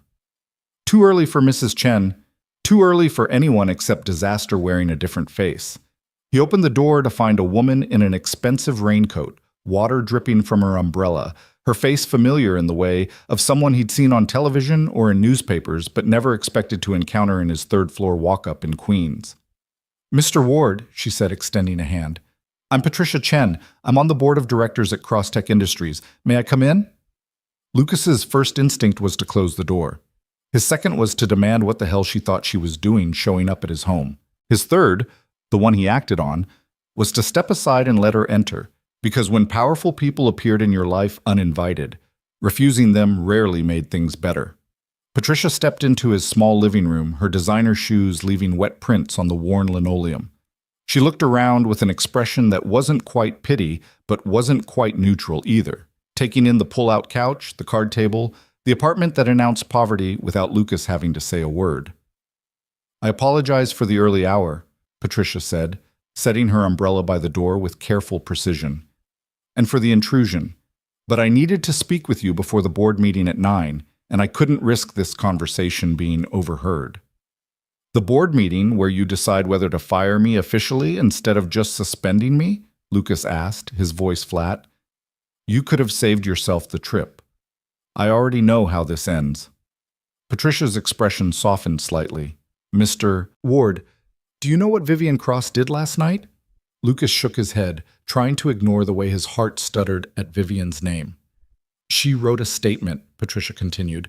"Not a press release, not a legal defense, a personal statement taking full responsibility for the photograph, for the speculation, for everything. She detailed exactly what happened that night, your daughter's illness, her decision to help, the emergency room, all of it. She explained that you're a single father, a veteran, an exemplary employee who did nothing wrong except have a medical emergency and call someone who'd shown you kindness." Lucas's throat tightened. "That doesn't change anything. The board still wants me gone." "The board," Patricia said carefully, "wants the scandal contained, but Vivian's statement does something they didn't anticipate. It makes you sympathetic. It makes firing you look cruel. And more importantly, it makes Vivian look human in a way that's actually helping the stock recover." Lucas stared at her, trying to process this information. "The stock is recovering?" "Up 2% since her statement posted at midnight," Patricia confirmed. Turns out people respond well to a CEO who acts like she cares about her employees. Social media is calling her a hero. The narrative has completely shifted. So you're here to tell me I get to keep my job because it's good PR? Lucas asked, unable to keep the bitterness from his voice. I'm here, Patricia said, meeting his eyes directly, to tell you that Vivian Cross is about to walk into a board meeting and resign. She's going to step down as CEO rather than agree to terminate you. The words hit Lucas like a physical blow. He sat down hard on his couch bed, his legs suddenly unable to support his weight. She's what? The board gave her an ultimatum yesterday. Fire you or face a vote of no confidence. She agreed initially, bought herself 24 hours to handle it quietly. But instead of firing you, she spent the night writing that statement and preparing her resignation. She's choosing to protect you, even if it costs her everything. Lucas's mind spun, trying to fit this information into any kind of coherent framework. Vivian Cross, the Ice Queen, the billionaire CEO who could buy and sell people like him without blinking, was throwing away her career. For him. For a janitor she barely knew. Why are you telling me this? He managed. Patricia moved to the window, looking out at the rain-soaked street. Because I've known Vivian since she was 23 years old. Watched her fight to prove herself. Watched her become exactly what her father wanted. Brilliant, ruthless, untouchable. And I've watched that transformation cost her everything that makes life worth living. She has no friends, Mr. Ward. No relationships. No life outside Crosstech. Nothing except the company and the burden of living up to a dead man's expectations. She turned back to face him.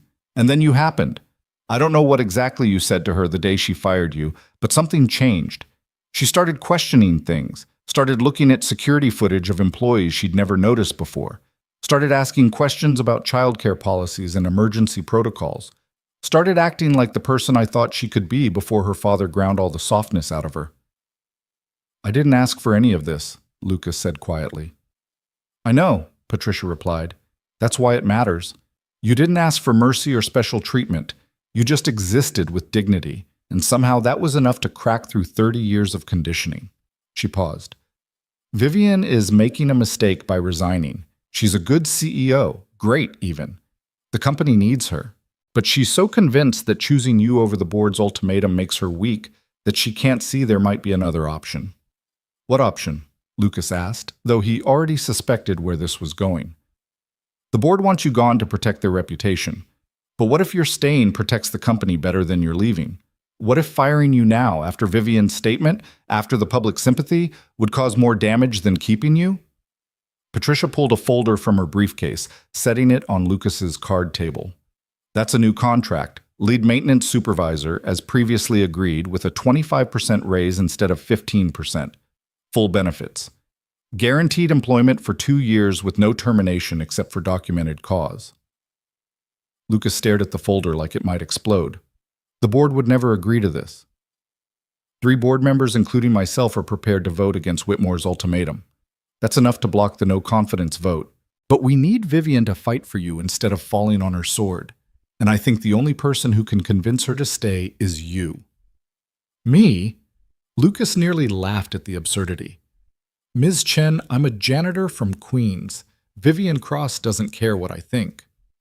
She cares enough to destroy her career to protect you, Patricia countered. She cares enough that she spent 3 hours last night writing a statement that was essentially a confession of having feelings, of being human, of caring about something besides profit margins. The Vivian I've known for 13 years would never have done that, which means you have more influence over her than you realize. Lucas looked at the contract, then at Patricia Chen, trying to understand what was really being asked of him. You want me to go to Manhattan, to walk into a board meeting where I don't belong, to convince a billionaire CEO not to resign because some janitor thinks she should stay. I want you to go, Patricia said quietly, and tell her the truth, whatever that truth is. Whether you're angry at her for getting you into this mess, or grateful that she's trying to protect you, or confused about why any of this matters, just be honest with her. Be the person who wouldn't beg when she fired you. Be the man who thanked her even when you had every right to hate her. She headed toward the door, then paused. The board meeting starts at 9. That gives you 2.5 hours to get to Manhattan. There's a car waiting downstairs. My driver will take you. The choice is yours, Mr. Ward. But make it knowing that Vivian Cross is about to sacrifice everything she spent her entire life building because she finally found something she values more. Don't let her do that without at least talking to her first. Patricia left, taking her umbrella and her impossible request with her. Lucas sat in his apartment listening to rain hammer against windows and the sound of Mia beginning to stir in her bedroom. He looked at the contract, at the words that promised stability, security, everything he'd been desperate for. All he had to do was nothing. Let Vivian resign, take the new position under whoever replaced her, move on with his life. Except he couldn't. Because Patricia was right. Something had shifted between him and Vivian Cross, something that transcended the power differential and the absurdity of a janitor mattering to a CEO. She'd seen him, really seen him, in ways that went beyond his job title or his circumstances. And he'd seen her too, in that emergency room, watching her transform from Ice Queen to just a woman who stayed with a sick child because it was the right thing to do. Mia appeared in the doorway, Mr. Trunks clutched under one arm, her hair a mess of tangles. "Daddy? I heard talking. Is someone here?" Lucas crossed to his daughter, kneeling down to her level. "Bug, I need to go into the city for a few hours. Something important came up with work." "Are they going to fire you?" Mia asked, that terrible directness that children learned when they stopped being able to afford illusions. "I don't know," Lucas admitted. "But I'm going to try to fix this. Can you stay with Mrs. Chen? I'll be back before lunch."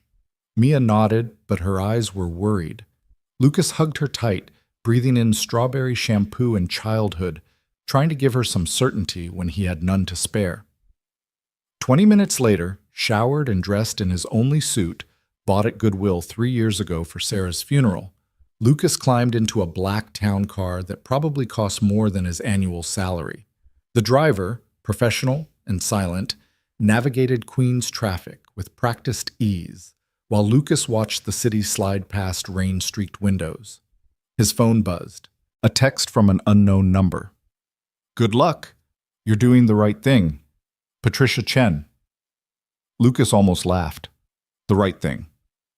As if right and wrong were clear categories instead of murky territories where desperation and dignity got tangled up with other people's power games.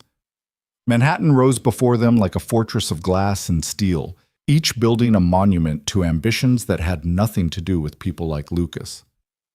The town car pulled up to Crosstech Tower at 8:47 a.m., 13 minutes until the board meeting started. 13 minutes to figure out what the hell he was going to say to a woman who was throwing away her empire because of him. Security in the lobby recognized him, or maybe Patricia had called ahead, because they waved him through without question. The elevator ride to the 58th floor felt simultaneously too fast and too slow. Lucas's reflection in the chrome walls showing a man who looked completely out of place in this world of corporate power. The executive reception area was empty except for Jennifer, Vivian's assistant, who looked up from her computer with obvious surprise. "Mr. Ward, I wasn't expecting... Does Ms. Cross know you're here?" "No," Lucas said. "Is the board meeting about to start?" Jennifer confirmed, checking her watch. "But, Mr. Ward, you can't just..." "I need to see her," Lucas interrupted, hearing the desperation in his own voice. "Please, before she does something she can't take back." Jennifer studied him for a long moment, some internal calculation playing out behind her eyes.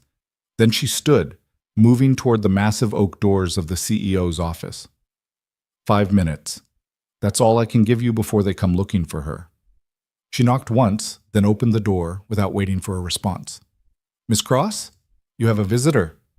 Lucas stepped into Vivian's office, the space he'd cleaned countless times but never truly entered. Vivian stood by the floor-to-ceiling windows, her back to the door, her posture rigid with the kind of tension that came from preparing to face execution with dignity. She turned slowly, and when her eyes found Lucas, her carefully composed expression cracked just slightly. "What are you doing here?" "Patricia Chen came to see me this morning," Lucas said, the words tumbling out before he could plan them. "She told me what you're planning to do, the resignation." "Patricia had no right," Vivian began, then stopped, pressing her lips together. "It doesn't matter. The board meets in 10 minutes. My decision is made." "You're giving up your company," Lucas said. "Your whole life, because of me." Because you helped my daughter. Because I chose to get involved, Vivian corrected, her voice sharp. Because I made decisions that created this situation. And because I'm tired, Lucas, tired of being the person my father created, tired of sacrificing people to protect corporate interests, tired of living in a cage made of money and power and absolute emptiness. The use of his first name hit Lucas like electricity. She'd never called him anything but Mr. Ward before, maintaining that professional distance even when she was driving through Queens to save his daughter. So you're going to resign, Lucas said. Throw away everything you've built. And then what? You think that fixes anything? It fixes you, Vivian replied, turning back to the window. You keep your job. Your daughter keeps her stability. The board gets what they want without having to fire someone who did nothing wrong. Everyone wins. Except you, Lucas said. You lose everything. I lost everything worth having a long time ago, Vivian said quietly. I'm just finally admitting it. Lucas moved closer, into her space, forcing her to look at him.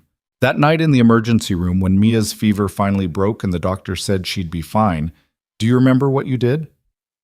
Vivian's jaw tightened. I don't. You smiled, Lucas interrupted.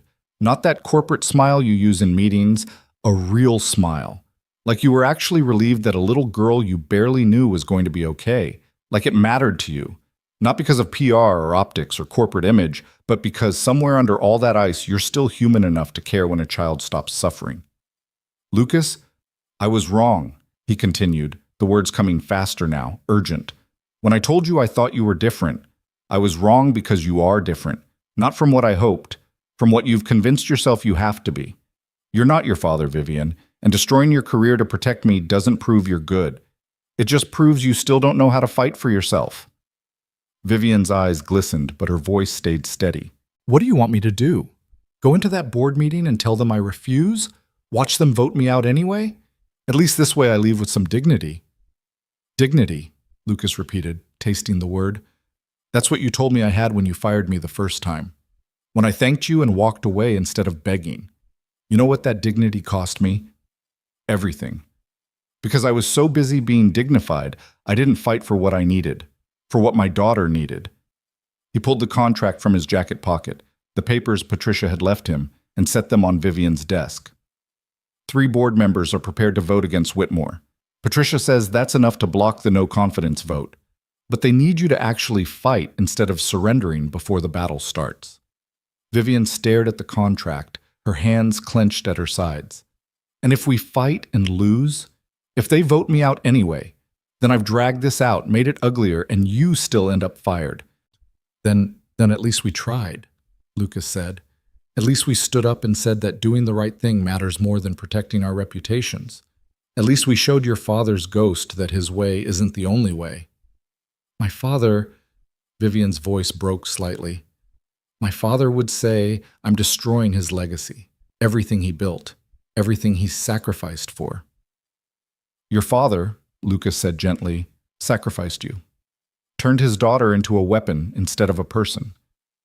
And now you're so convinced that feeling anything makes you weak that you'd rather fall on your sword than let yourself fight for something that actually matters. Vivian's composure finally cracked. She sank into her desk chair, pressing her hands over her face.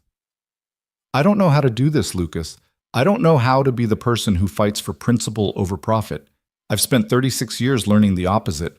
Learning that people are resources, that sentiment is weakness, that caring is the fastest way to lose. Well, Lucas pulled over a chair, sitting across from her. Equal height now, equal ground, at least metaphorically. Then learn something new. You learned how to run a Fortune 500 company. You can learn how to be human again. What if I'm not good at it? Vivian asked, her voice small. What if I try to fight and I'm still just my father's daughter, making everything worse? Then you fail, Lucas said simply, and you get back up and try again. That's what the rest of us do. We fail and survive and keep trying because we don't have the luxury of giving up. A knock at the door interrupted them, Jennifer's voice apologetic but firm. Ms. Cross? The board is waiting. Vivian looked at Lucas, her expression raw in a way he suspected few people ever saw. If I fight this and lose, you lose too. Your job, your stability, everything. Are you willing to risk that? I've already lost everything worth losing, Lucas said, echoing her earlier words back to her. My wife, my health, my illusions about how the world works. But I still have my daughter, and I still have enough stubborn hope to believe that sometimes good people can win, even when the odds are terrible.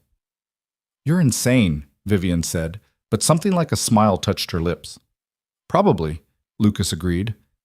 But I'm the insane janitor who somehow convinced a billionaire CEO that she might be worth saving. So maybe insanity is what we need right now. Vivian stood slowly, straightening her suit jacket with hands that only trembled slightly. If we do this, it gets worse before it gets better. Whitmore won't back down easily. The press will have a field day. Your life becomes even more of a circus. Already is a circus, Lucas said, standing with her. Might as well be a circus with a purpose. They walked together toward the conference room, an odd pair, the CEO in her designer suit and the janitor in his Goodwill special. Jennifer watched them pass with something like hope in her eyes, and Lucas wondered how long she'd been waiting for Vivian Cross to become someone worth hoping for. The conference room fell silent when they entered. 12 men and 3 women turned to stare, their expressions ranging from surprise to irritation to, in Patricia Chen's case, carefully concealed satisfaction. Chairman Whitmore stood, his face darkening. Vivian, we agreed you'd submit your resignation this morning. What is this? This is me reconsidering, Vivian said, her voice steady now, channeling that command that could make executives scramble. And this is Lucas Ward, the employee you want me to fire to protect your comfort. This is highly inappropriate, another board member sputtered. You can't bring a subordinate into a closed board meeting. I can bring anyone I want into any meeting I choose to attend, Vivian interrupted coldly. I'm still CEO, and I'm not resigning.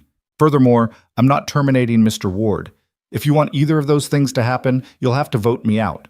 But I'm going to make that vote as uncomfortable as possible. Whitmore's face was turning an alarming shade of red.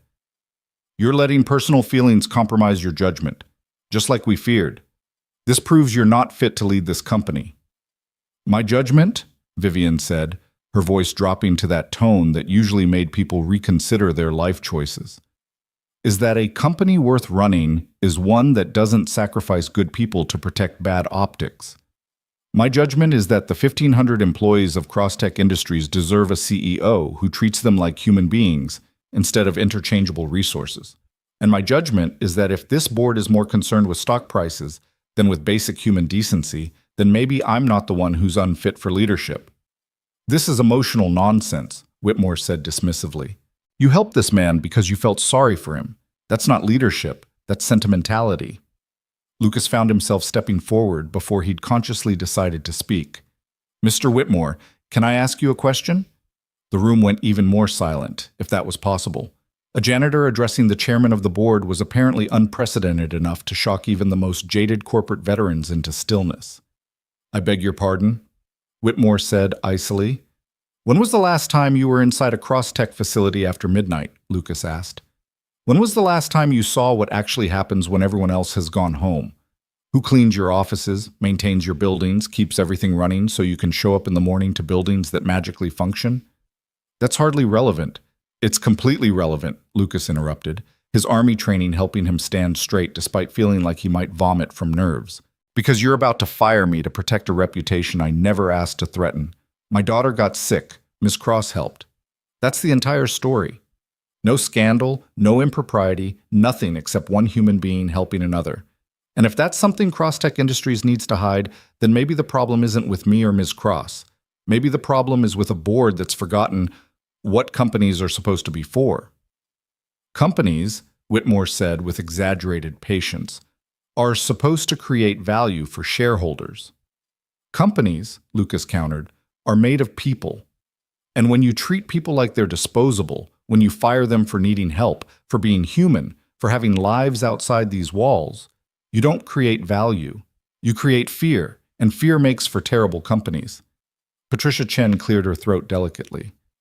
If I might interject, the public response to Ms. Cross's statement has been overwhelmingly positive. Our social media mentions are up 400%, almost all positive. Employee morale, according to our internal surveys, has increased significantly, and our stock price has recovered fully and is actually trending upward. It appears that having a CEO who demonstrates human compassion is actually good for business. That's short-term noise, Whitmore dismissed. Markets are emotional. They'll stabilize and this will all blow over. Or, Patricia continued calmly, it represents a fundamental shift in how employees and consumers view corporate leadership. The data suggests that companies demonstrating authentic care for workers outperform those that don't. This isn't sentiment, Gerald. It's strategic advantage. The use of Whitmore's first name was deliberate, a subtle power play that didn't go unnoticed. Two other board members were nodding now, looking thoughtful rather than hostile. Whitmore stood abruptly, his chair scraping back with enough force to make everyone flinch. I'm calling for a vote. Vivian Cross has demonstrated that her judgment is compromised by personal feelings for this employee. All in favor of a no-confidence motion? 4 hands went up. Whitmore and 3 of his closest allies, all men who'd served under Gerald Cross, and apparently shared his philosophy about corporate ruthlessness. All opposed? Patricia's hand went up immediately. 2 other board members joined her after a brief hesitation, 3 against 4. Not enough to block the motion. Vivian's expression didn't change, but Lucas saw her hands tighten on the back of her chair. They'd lost. The vote would pass. She'd be removed as CEO, probably forcibly bought out of her shares, exiled from the company her father had built. Then one of the older board members, a man Lucas didn't know, someone who'd been silent throughout, raised his hand slowly. Opposed, he said quietly. Robert? Whitmore turned on him. You can't be serious. I'm quite serious, Robert replied. Robert E. Dupats. I watched Gerald Cross build this company, and I watched what that building cost him. His marriage, his health, his relationship with his daughter. And I told myself it was worth it because we were creating something important. But lately I've been wondering, important to who? For what purpose? If we can't show basic humanity to the people who work for us, what exactly are we building? 4-4. A tie. Which meant the motion failed. Whitmore's face was nearly purple now. This is absurd. You're all letting sentiment. We're letting common sense guide us, Patricia interrupted. The data supports keeping both Ms. Cross and Mr. Ward. The public supports it. The employees support it. The only people who don't support it are the ones who can't imagine leading through anything other than fear. Whitmore grabbed his briefcase with shaking hands. This isn't over. I'll be selling my shares and recommending other board members do the same. Crosstech will regret this decision. Perhaps, Vivian said, speaking for the first time since the vote. But I won't. And Gerald, when you sell your shares, do me one favor. Remember that you're selling the company a man built, but you're also selling a company his daughter is finally learning to run her way. I think in the end, that might matter more. Whitmore stormed out, taking one of his allies with him. The remaining board members sat in uncomfortable silence until Patricia spoke. Well, she said with a faint smile. That was dramatic. Shall we discuss actual business now, or do we need more time to process our feelings? The tension broke slightly. People began shuffling papers, reclaiming seats, returning to the familiar rhythms of corporate procedure. Lucas felt suddenly, intensely out of place. He'd done what he came to do, helped Vivian find the courage to fight. Now he should leave, return to his world, while she returned to hers. But Vivian's hand on his arm stopped him. Stay, she said quietly. Please. So Lucas stayed through a board meeting where he understood maybe 1 word in 10, where people discussed market strategies and quarterly projections in a language that sounded like English, but operated on rules he'd never learned. But he stayed because Vivian had asked, and because somehow, impossibly, his presence seemed to steady her. When the meeting finally ended 3 hours later, Lucas's legs were numb and his brain was overloaded with corporate jargon. He followed Vivian back to her office in a daze, trying to process what had just happened. They'd won. Narrowly. Uncertainly. Probably temporarily. But they'd won. I need to get back to Queens, Lucas said, checking his phone and seeing 6 messages from Mrs. Chen asking if everything was okay. Mia will be worried. Of course, Vivian said, but she didn't move toward the door. just stood in the middle of her enormous office, looking somehow smaller than she had in the boardroom. Lucas, thank you for coming, for saying what you said, for... She stopped, struggling for words. For reminding you that you're human, Lucas offered gently. For making me want to be human, Vivian corrected. That's different, harder, more expensive. She managed a small smile. I'm not good at this, at feeling things, at caring what happens to people. My father spent a lot of time teaching me not to. Then unlearn it, Lucas said. One day at a time, one decision at a time. You don't have to become someone completely different overnight. You just have to keep choosing to be a little more yourself and a little less him. Vivian nodded, her eyes bright with unshed tears. Could I ask you something? Something that's probably inappropriate and definitely unprofessional? Sure, Lucas said, curious. Would you bring Mia to the office sometime? Not secretly, not hidden away. Just bring her.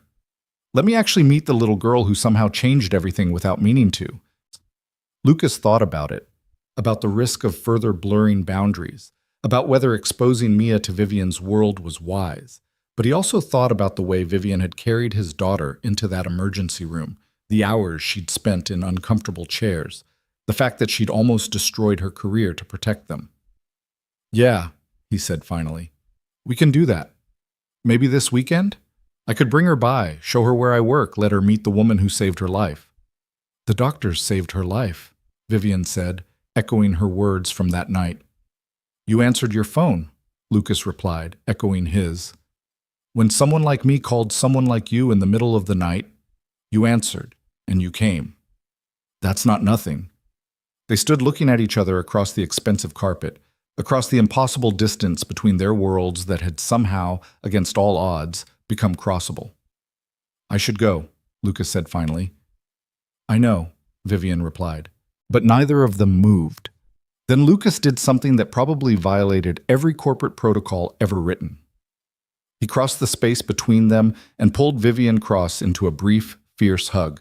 She stiffened for a moment, clearly not used to being touched, then relaxed slightly, her hands coming up to rest awkwardly on his back.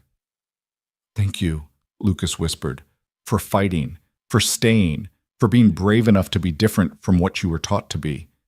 When he pulled back, Vivian's eyes were wet, but she was smiling. Go home to your daughter, Lucas. Tell her everything's going to be okay. And this time, it'll actually be true. Lucas left, riding the elevator down with a lightness in his chest he hadn't felt in years. The rain had stopped, leaving Manhattan washed clean and gleaming in afternoon sun. Patricia Chen's driver was waiting, ready to ferry him back to Queens. During the ride, Lucas's phone buzzed with a text from an unknown number. He opened it to find a simple message. Contract finalized and signed. You start Monday. Congratulations. Lead Maintenance Supervisor Ward, Patricia Chen. Attached was a PDF of his new contract, officially executed, everything Patricia had promised. Lucas stared at the numbers, the salary that would let him breathe, the benefits that would let Mia see a dentist regularly, the security of knowing he couldn't be fired on a whim. Another message came through, this one from Vivian's number. Thank you for today, for everything.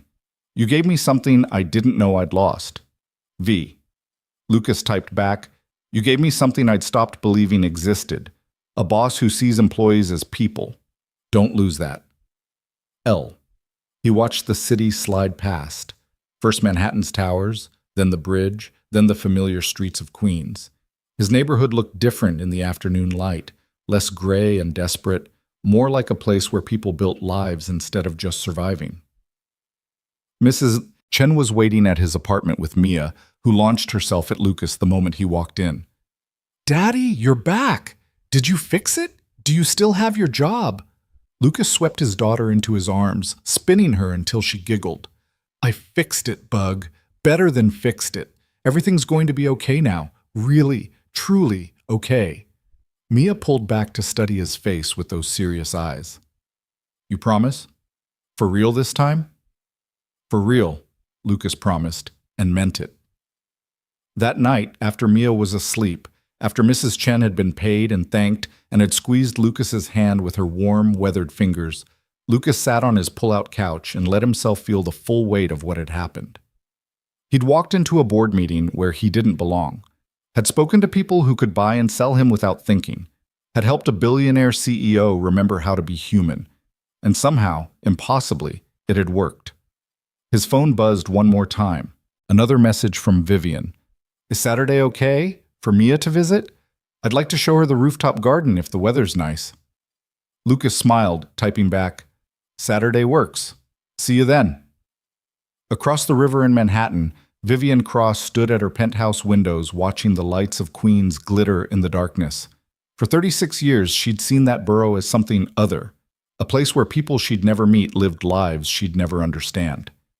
Now she knew at least two people there, a single father and his daughter who'd somehow reminded her that power without humanity was just expensive emptiness. The apartment felt less empty tonight. Her reflection in the glass looked less like her father's ghost and more like someone she might be able to live with. It wasn't salvation, wasn't a complete transformation, but it was a beginning, fragile and uncertain and more precious than anything she'd achieved in 7 years of perfect corporate excellence. Outside, the city breathed. Inside, two people separated by bridges and boroughs, and every imaginable difference found themselves hoping, carefully, that tomorrow might be different from all the yesterdays that had led them here. And for the first time in longer than either could remember, that hope felt justified. Saturday arrived with the kind of perfect autumn clarity that made Manhattan look like something from a postcard, all golden light and crisp air, and the sense that anything might be possible. Lucas stood outside Crosstech Tower holding Mia's hand, both of them staring up at the gleaming glass facade that seemed to stretch into infinity. "This is where you work, Daddy?" Mia asked, her voice small with wonder. "It's so tall." "Yeah, Bug," Lucas said, squeezing her hand gently. "This is it. Pretty different from home, huh?" Mia nodded, clutching Mr. Trunks tighter under her other arm. She'd insisted on bringing the stuffed elephant, needing the comfort of something familiar in this strange, towering world.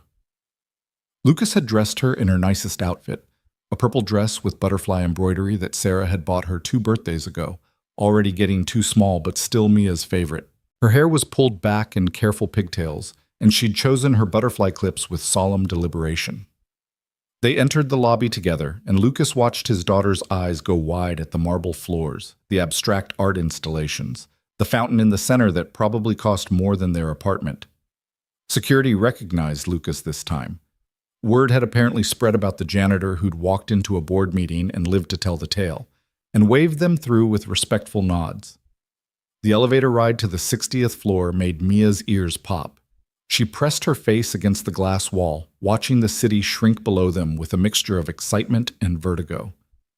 "We're so high up," she whispered. "We're like birds, Daddy." "Like butterflies," Lucas corrected gently, and Mia's face lit up with that smile that still had the power to make his chest ache with love so fierce it bordered on pain. Vivian was waiting in her office, and Lucas saw her stiffen slightly when they entered. She'd dressed differently today, still elegant, but softer somehow. A cashmere sweater instead of her usual severe suit, her hair loose around her shoulders rather than pulled back in that painful-looking braid. She looked younger, more uncertain, almost vulnerable in a way that made Lucas realize how much armor she usually wore. "Ms. Cross," Lucas said formally, then caught himself. "Vivian, this is my daughter, Mia." Mia had gone shy, pressing herself against Lucas's leg while peeking out at Vivian with those careful, assessing eyes. Lucas recognized the look, his daughter evaluating whether this new person was safe, whether she could be trusted, whether she might hurt them. Vivian knelt down slowly, bringing herself to Mia's eye level. The gesture was careful, deliberate, like someone who'd studied the mechanics of interacting with children but never quite mastered the intuition. "Hello, Mia," she said softly. "It's very nice to meet you. Your father has told me a lot about you." "Are you the lady who helped me when I was sick?" Mia asked, her voice barely above a whisper. Vivian's expression softened in a way Lucas had never seen before. "Yes. I'm glad you're feeling better. You gave your dad quite a scare." Mia studied Vivian for another long moment, then made a decision that seemed to come from somewhere deeper than logic.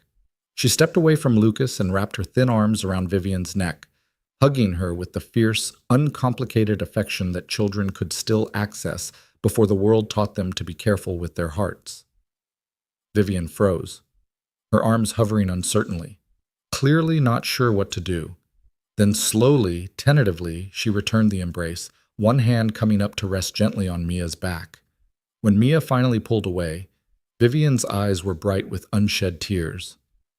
"Thank you," Mia said seriously, "for helping my daddy keep his job. He was really worried, and I was worried too, but Mrs. Chen said sometimes miracles happen when you least expect them." "Mrs. Chen sounds very wise," Vivian managed, her voice only slightly rough. "She is," Mia agreed. "She's teaching me to make dumplings. Do you know how to make dumplings?" The question was so unexpected, so purely childlike, that Vivian actually laughed. A real laugh, not the calculated social grace she deployed at corporate functions. "No, I don't. I'm not very good at cooking." "That's okay," Mia said generously. "Daddy wasn't good at cooking either when Mommy died, but he learned. He makes really good pasta now, and grilled cheese, and sometimes pancakes, but those are still kind of lumpy." Lucas felt his throat tighten at the casual way Mia mentioned Sarah, at how death had become just another fact in her young life. Vivian must have noticed something in his expression because she stood quickly, offering her hand to Mia. "Would you like to see the rooftop garden?" Vivian asked. "I had it built a few years ago, but I don't visit it often enough. I thought maybe you could help me appreciate it properly." Mia's face transformed with delight. "A garden on the roof? How does that even work?" "Let's go find out," Vivian said, and Lucas watched his daughter slip her small hand into Vivian's with the kind of trust that simultaneously warmed and terrified him. They took a different elevator, smaller and more private, that opened directly onto the rooftop. Lucas had cleaned this space dozens of times but had never truly seen it, had been too focused on his work to notice what the garden actually was. Now, walking through it with Mia's hand in his and Vivian leading the way, he saw it with new eyes. The garden was an oasis suspended 60 stories above Manhattan, carefully cultivated beds of late-blooming flowers, small trees and enormous planters, benches tucked into corners designed for contemplation. And everywhere, designed with what must have been intentional whimsy, were butterfly gardens, plants specifically chosen to attract the monarchs and swallowtails that somehow found their way to this elevated sanctuary. Mia gasped, pulling free from both adults to run toward a patch of purple asters where 3 monarch butterflies were feeding. "Daddy, look! Butterflies! Real butterflies so high up!" "They migrate through here in the fall," Vivian explained quietly, standing beside Lucas. "I don't know if they understand they're 60 floors up, or if they just see the flowers and don't care about the height. But they come every year." "You built this," Lucas said, not quite a question. "My father wanted to use the space for a helipad," Vivian replied, watching Mia try to get close to the butterflies without scaring them away. "Thought it would be efficient, save time commuting. But I'd read a study about how green spaces in urban environments improve employee mental health and productivity, so I argued that a garden would have better ROI. He let me do it as an experiment." "Did it improve productivity?" Lucas asked. "I have no idea," Vivian admitted. "I never actually studied it. I just wanted something beautiful, something alive, something that existed for reasons other than profit." She paused. "I've been up here maybe 6 times in 3 years. Always felt like I was wasting time that could be spent working. But watching your daughter right now, seeing her actually use it the way it was meant to be used, I think maybe I've been wasting time in the wrong places." Mia had found a bench near the butterfly garden and was sitting with Mr. Trunks in her lap, watching the monarchs with rapt attention. Her lips were moving, and Lucas realized she was talking to them, telling them stories in the way she used to tell stories to Sarah in those final hospital days. "She's talking to her mother," Lucas said softly. "Mia believes the butterflies carry messages to people who've died. Sarah told her that before she passed. I don't know if she really believed it or if she was just trying to give Mia something to hold on to." "It's a beautiful belief," Vivian said. "Better than anything I had when my father died." "What did you have?" Lucas asked, then immediately regretted the question. "Sorry, that's too personal." "Relief?" Vivian interrupted, her voice flat. I had relief. Isn't that terrible? The man who built all this, who gave me everything, who shaped me into who I am. And when he died, all I felt was relief that maybe I could finally breathe without wondering if I was meeting his standards.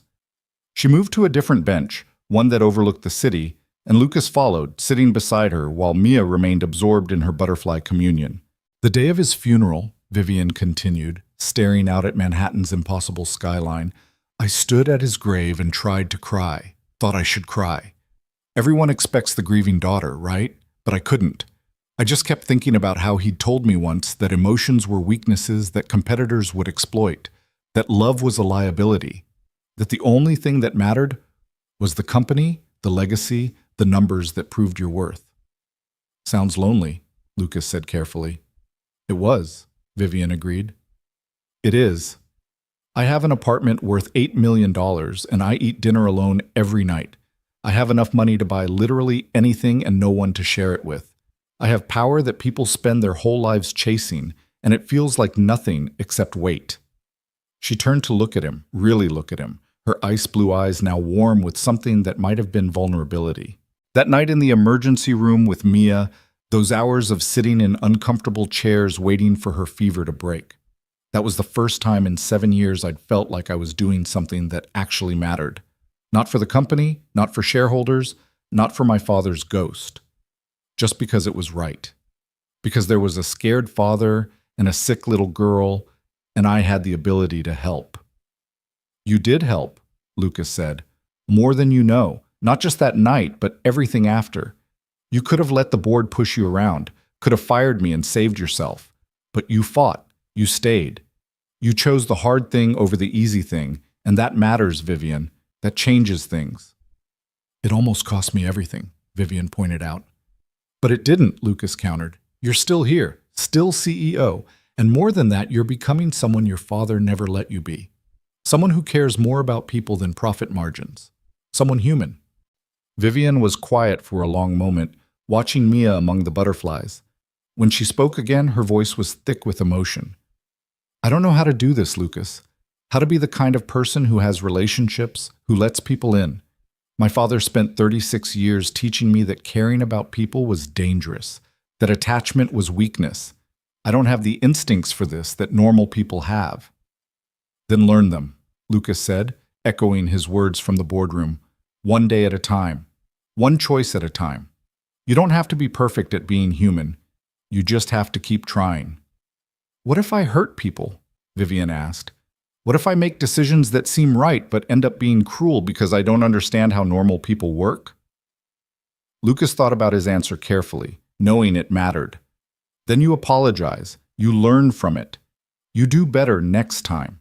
That's what everyone else does, Vivian. We all mess up. We all hurt people we care about.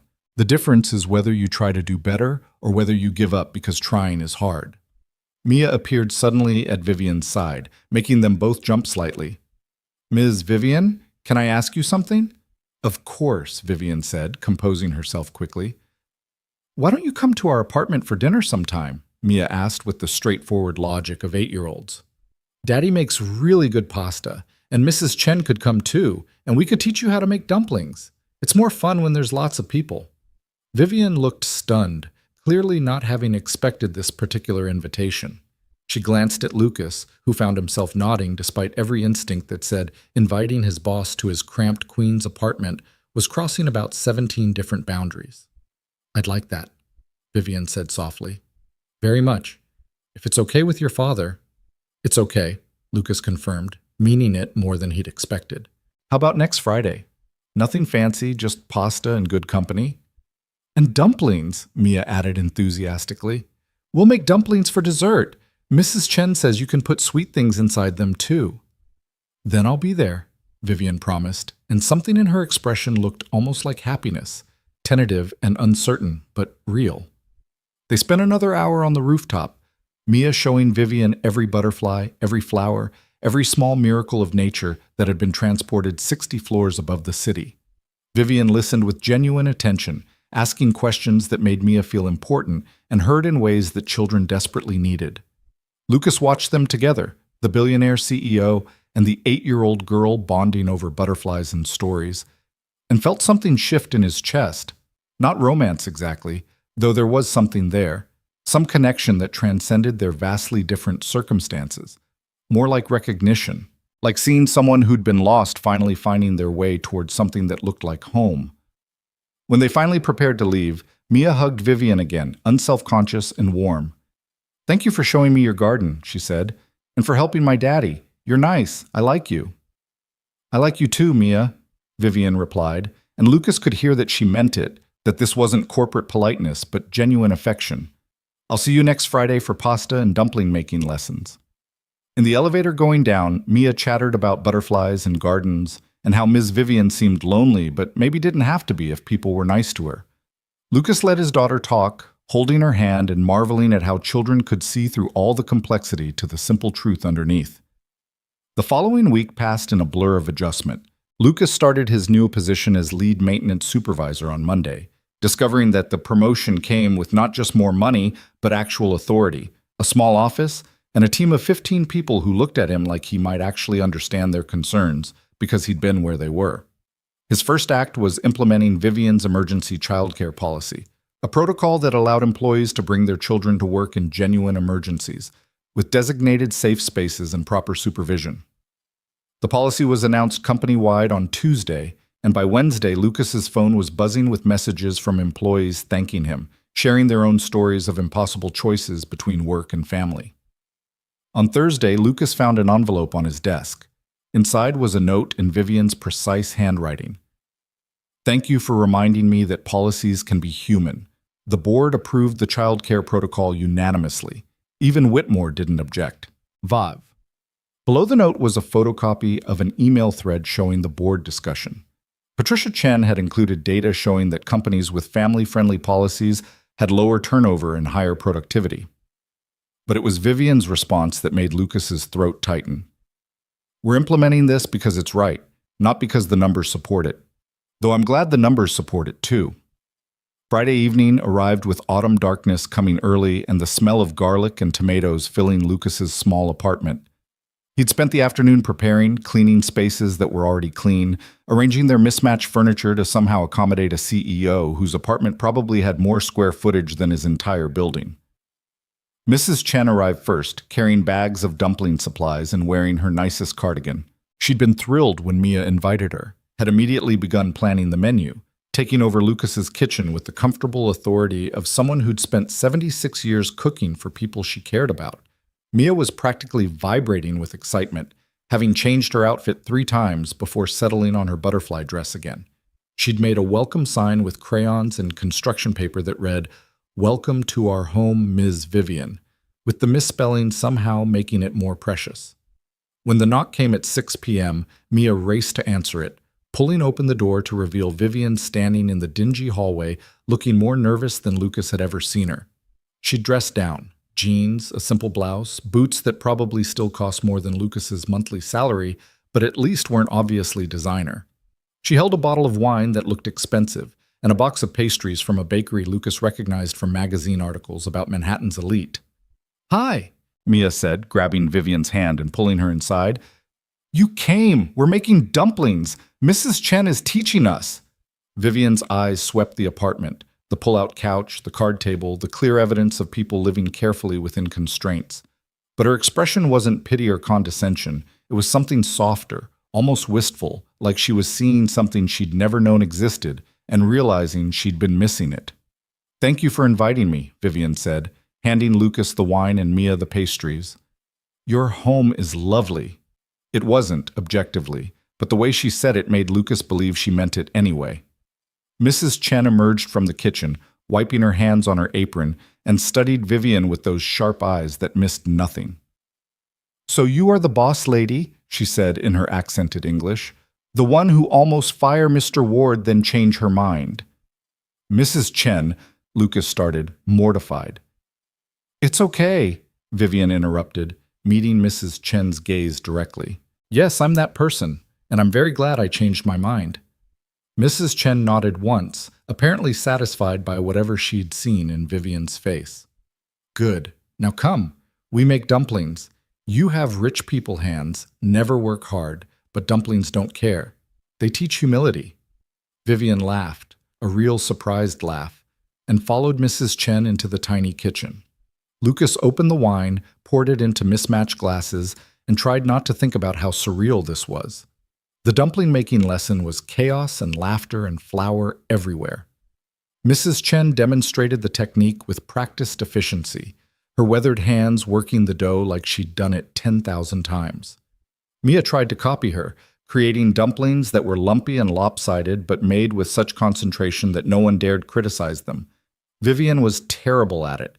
Her first attempts fell apart immediately, the dough tearing, the filling spilling out. But instead of getting frustrated or giving up, she kept trying, accepting Mrs. Chen's corrections with genuine gratitude and laughing at her own mistakes in a way Lucas suspected she'd never allowed herself before.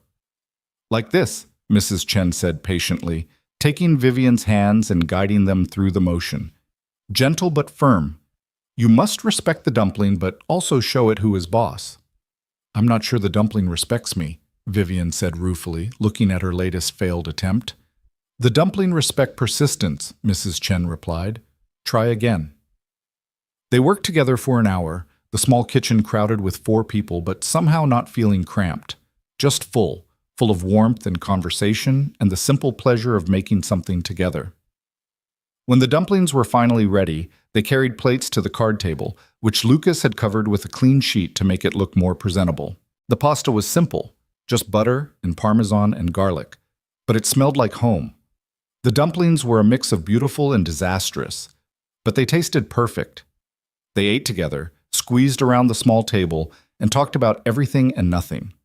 Mia told stories about school, about her friends, about the butterflies she'd found on the playground that she was convinced had a message from her mother. Mrs. Chen shared stories about coming to America 50 years ago, about building a life from nothing, about the husband she still missed every day. And Vivian, slowly at first and then with growing ease, talked about her own life, about growing up in a mansion that felt like a museum, about a father who loved her in theory but couldn't seem to like her in practice, about the weight of inheriting a company at 29 and spending the next 7 years trying to prove she deserved it. "But what do you like to do?" Mia asked with childlike directness. "Like, for fun. What makes you happy?" Vivian was quiet for a long moment, her fork paused halfway to her mouth. "I don't know," she admitted finally. "I don't think I've thought about that in a very long time. Maybe ever." "That's sad," Mia said with brutal honesty. "Everyone should have things that make them happy. I like butterflies and art, and when Daddy reads me stories and Mrs. Chen's dumplings. What about you?" "I liked today," Vivian said softly, "on the rooftop with the butterflies. And I'm liking right now, this dinner with all of you. Maybe that's enough to start with." "It's a good start," Mrs. Chen agreed. "Happy is practice, not destination. You practice every day, get better at it." After dinner, Mia insisted on showing Vivian her room, pulling her by the hand to the small space that held a twin bed, a bookshelf from Goodwill, and walls covered in butterfly drawings. Vivian sat on the edge of the bed while Mia explained each picture, each library book, each small treasure that made up her world. Lucas watched from the doorway, his heart doing complicated things in his chest. There was something profound happening here, something that went beyond a CEO being kind to an employee's daughter. Vivian was learning how to be a person again, and Mia, with all her 8-year-old wisdom, was teaching her. When Mia finally started yawning, Lucas intervened. "Okay, Bug, time for bed. It's way past your bedtime." "But Ms. Vivian just got here," Mia protested, then yawned again, betraying her exhaustion. "I'll come visit again," Vivian promised, "if that's okay with your dad." "More than okay," Lucas said, meaning it. He tucked Mia in while Vivian and Mrs. Chen cleaned up in the kitchen. When he emerged, Mrs. Chen was putting on her coat, preparing to head across the hall to her own apartment. "Good dinner," Mrs. Chen said, patting Lucas's arm. "Good people." She looked at Vivian meaningfully. "You come back. You need this family as much as they need you." After Mrs. Chen left, Lucas and Vivian stood in the small living room, suddenly alone together for the first time all evening. The apartment felt different without Mia's energy filling it. Smaller, more intimate, charged with something Lucas couldn't quite name. "Thank you," Vivian said quietly. "For tonight, for letting me be part of this." "Thank you for coming," Lucas replied, "for being willing to sit at a card table and eat with people who have no idea what it's like to be you."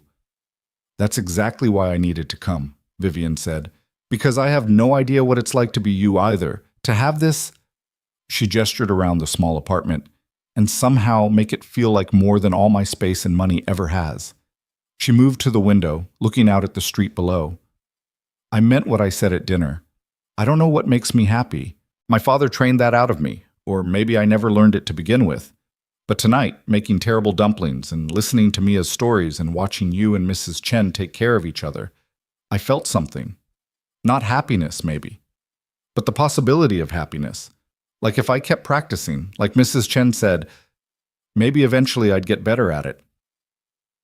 Lucas joined her at the window, their reflections ghostly in the glass. "You're already better at it than you think. You came here tonight.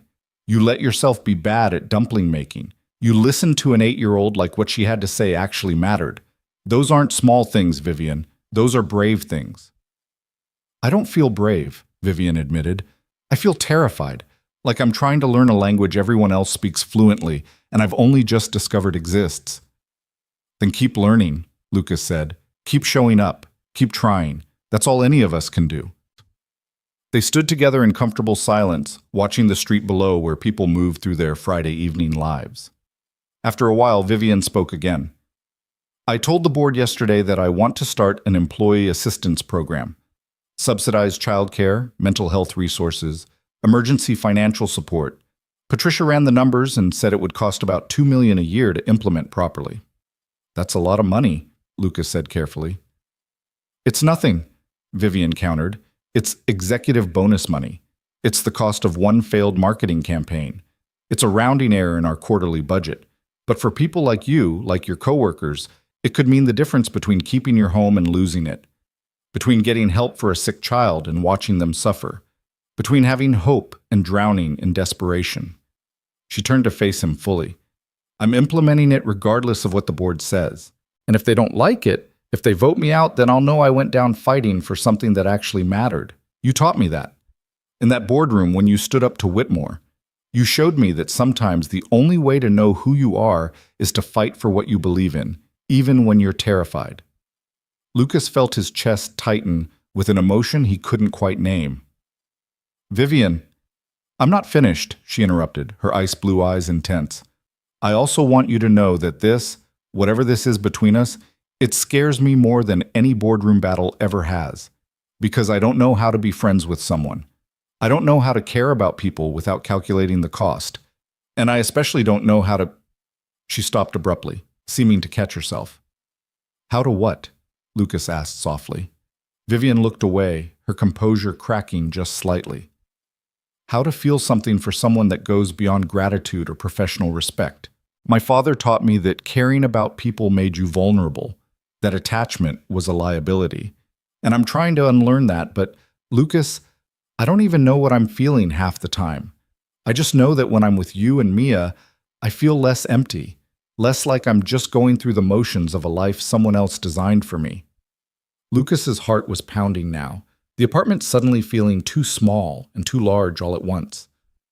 "I don't know what this is either," he admitted. "I just know that you saved my daughter's life, that you fought for me when you didn't have to, that you're trying so hard to be different from what you were taught to be, and that courage matters to me. You matter to me. You and Mia, you've given me hope that maybe good people still exist in positions of power, that maybe the world isn't as broken as I thought it was."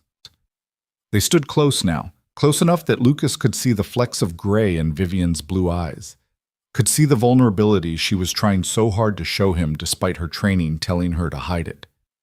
"I don't know how to do this," Vivian whispered. "How to have people in my life who matter, how to be someone worth mattering to." "You're already doing it," Lucas said gently. "You're here, aren't you? In Queens, in my apartment, making dumplings with my daughter. You're trying. That's enough." Vivian nodded slowly, something like relief crossing her face. "Can I keep coming back? Keep learning how to be human from you and Mia and Mrs. Chen?" Yes, Lucas said simply. As often as you want. You're always welcome here. The moment stretched between them, full of possibility and uncertainty and the tentative beginnings of something neither could quite name. Then Vivian smiled, a real smile, warm and genuine and completely unlike the Ice Queen persona she showed the rest of the world. I should go, she said. It's late, and you have to work tomorrow. So do you, Lucas pointed out. Yes, but I get to arrive at a building I own. You have to work for a demanding CEO who's still figuring out how to be decent. She's getting better at it, Lucas said with a slight smile. Give her time. Vivian collected her coat, paused at the door. Thank you, Lucas, for tonight, for everything, for seeing past what I was and helping me figure out who I might become. Thank you for being willing to become it, Lucas replied. After she left, Lucas stood in his quiet apartment feeling like something fundamental had shifted in his universe. He thought about Vivian driving back to Manhattan, to her $8 million penthouse that felt empty. Thought about how money and power could give you everything except what actually mattered. He pulled out his phone and sent her a text. Made it home okay? Her response came quickly. Yes. Thank you for checking. Still thinking about Mrs. Chen's dumpling wisdom. She's right. Happy is practice. I'm going to keep practicing. Lucas smiled, typing back, So will I. See you Monday, boss. See you Monday. And Lucas, stop calling me boss when we're texting. Just Vivian is fine. Okay, see you Monday, just Vivian. He could almost hear her laugh through the phone. Good night, Lucas. Good night, Vivian. The weeks that followed developed a rhythm that felt almost miraculous in its ordinariness. Vivian came to Queens twice a week, sometimes for dinner with Lucas and Mia and Mrs. Chen, sometimes just to sit in their small living room and read while Mia did homework. She learned to make decent dumplings, helped Mia with an art project about butterflies, and slowly, almost imperceptibly, began to shed the armor she'd worn for 36 years. At work, Lucas saw the changes rippling through Crosstech. The Employee Assistance Program launched to overwhelming response, with hundreds of workers accessing resources they desperately needed but never thought to ask for. Vivian began making surprise visits to different departments, not to inspect or criticize, but to listen, to understand what her employees actually needed. The board grumbled about costs and efficiency, but the numbers told a story they couldn't ignore. Turnover dropped by 30%. Productivity increased. Employee satisfaction scores reached all-time highs, and the press coverage of Crosstech's human-centered leadership approach was generating more positive attention than any marketing campaign ever had. 3 months after that first dinner in Queens, on a cold January evening, Vivian arrived at Lucas's apartment looking different, lighter somehow, less burdened. She'd cut her hair shorter, started wearing colors other than black and gray, and had begun to look like someone who was learning to inhabit her own life instead of just performing it. They'd developed an easy companionship by then, the kind that didn't require constant conversation but was comfortable in silence. That evening, after Mia was asleep and Mrs. Chen had returned to her apartment, Lucas and Vivian sat on his pull-out couch drinking tea and watching snow fall past the windows. I sold my father's penthouse today, Vivian said suddenly, the one I've been living in. All his furniture, all his art, everything that screamed Gerald Cross. Lucas looked at her in surprise. Where will you live? I found a smaller place, Vivian said, in Brooklyn. Still nice, but actually my size, with space for furniture I choose, colors I like, maybe even a small garden on the balcony. Patricia thinks I'm insane, says the Manhattan address is part of my brand. What do you think? Lucas asked. I think brands are for products, not people, Vivian replied. I think I've spent enough of my life living in my father's shadow. And I think, she paused, turning to look at Lucas directly, I think I want to live somewhere that feels closer to the people who actually matter to me. Closer to here. Lucas's breath caught slightly. Vivian, I'm not expecting anything, she said quickly. I know this is complicated. I'm still your boss, still learning how to be a functional human being, still unpacking 36 years of emotional damage. But I wanted you to know that this, she gestured around the small apartment, at the life Lucas had built, has become more important to me than any penthouse or corporate office ever was. You and Mia have given me something I didn't know I was missing. You've given me hope that maybe I can be someone worth being." Lucas set down his tea, reaching out to take Vivian's hand. Her fingers were cold, trembling slightly, but she didn't pull away. "You're already someone worth being," he said quietly. "You just had to stop trying to be who your father wanted and start being who you actually are." "And who am I?" Vivian asked, her voice vulnerable. "Someone brave enough to change," Lucas replied. "Someone strong enough to admit weakness. Someone who makes terrible dumplings but keeps trying because a little girl thinks she should learn. Someone who gave up everything she was taught to value to protect a janitor and his daughter. You're someone good, Vivian, someone worth knowing." Vivian's eyes filled with tears, a sight that would have been unimaginable 6 months ago, and she leaned her head against Lucas's shoulder. He wrapped an arm around her, holding her while she cried quietly, releasing years of carefully controlled emotion. "Thank you," she whispered when the tears finally stopped. "For seeing me. For being patient while I figured out how to be myself. For not giving up on me even when I'd given up on myself." "Thank you," Lucas replied, "for answering your phone that night, for caring enough to help when you didn't have to, for proving that good people can exist anywhere, even in corner offices and boardrooms." They sat together while snow continued to fall, two people from impossibly different worlds who'd somehow found their way to this moment, this quiet evening in a small Queens apartment where happiness turned out to be simpler than either had imagined. Spring came with sudden warmth and the return of butterflies to Vivian's rooftop garden. On a Saturday in late April, Lucas and Mia met Vivian there for a garden party she'd organized. Not a corporate function, but a genuine celebration for Crosstech employees and their families. The rooftop was full of children playing, parents relaxing, workers actually enjoying the space that had been built for them. Lucas watched Mia show other children the butterflies, explaining with serious 8-year-old authority about migration patterns and which flowers attracted which species. Watched Mrs. Chen holding court with a group of employees' grandparents, everyone laughing at her stories. Watched Vivian moving through the crowd, no longer the distant ice queen, but someone who knew people's names, asked about their children, listened to their concerns with genuine interest. Patricia Chen found Lucas by the edge of the garden, looking out over Manhattan's sprawling landscape. "Quite a transformation," she said, following his gaze toward Vivian. 6 months ago, she would have delegated this event to HR and never attended. "Now look at her." "People can change," Lucas said simply. "Some people can," Patricia corrected. "Most don't. Most just become more of what they already are. But Vivian, she's becoming someone completely different, better, more human. And I don't think that happens without the right catalyst." She looked at Lucas meaningfully.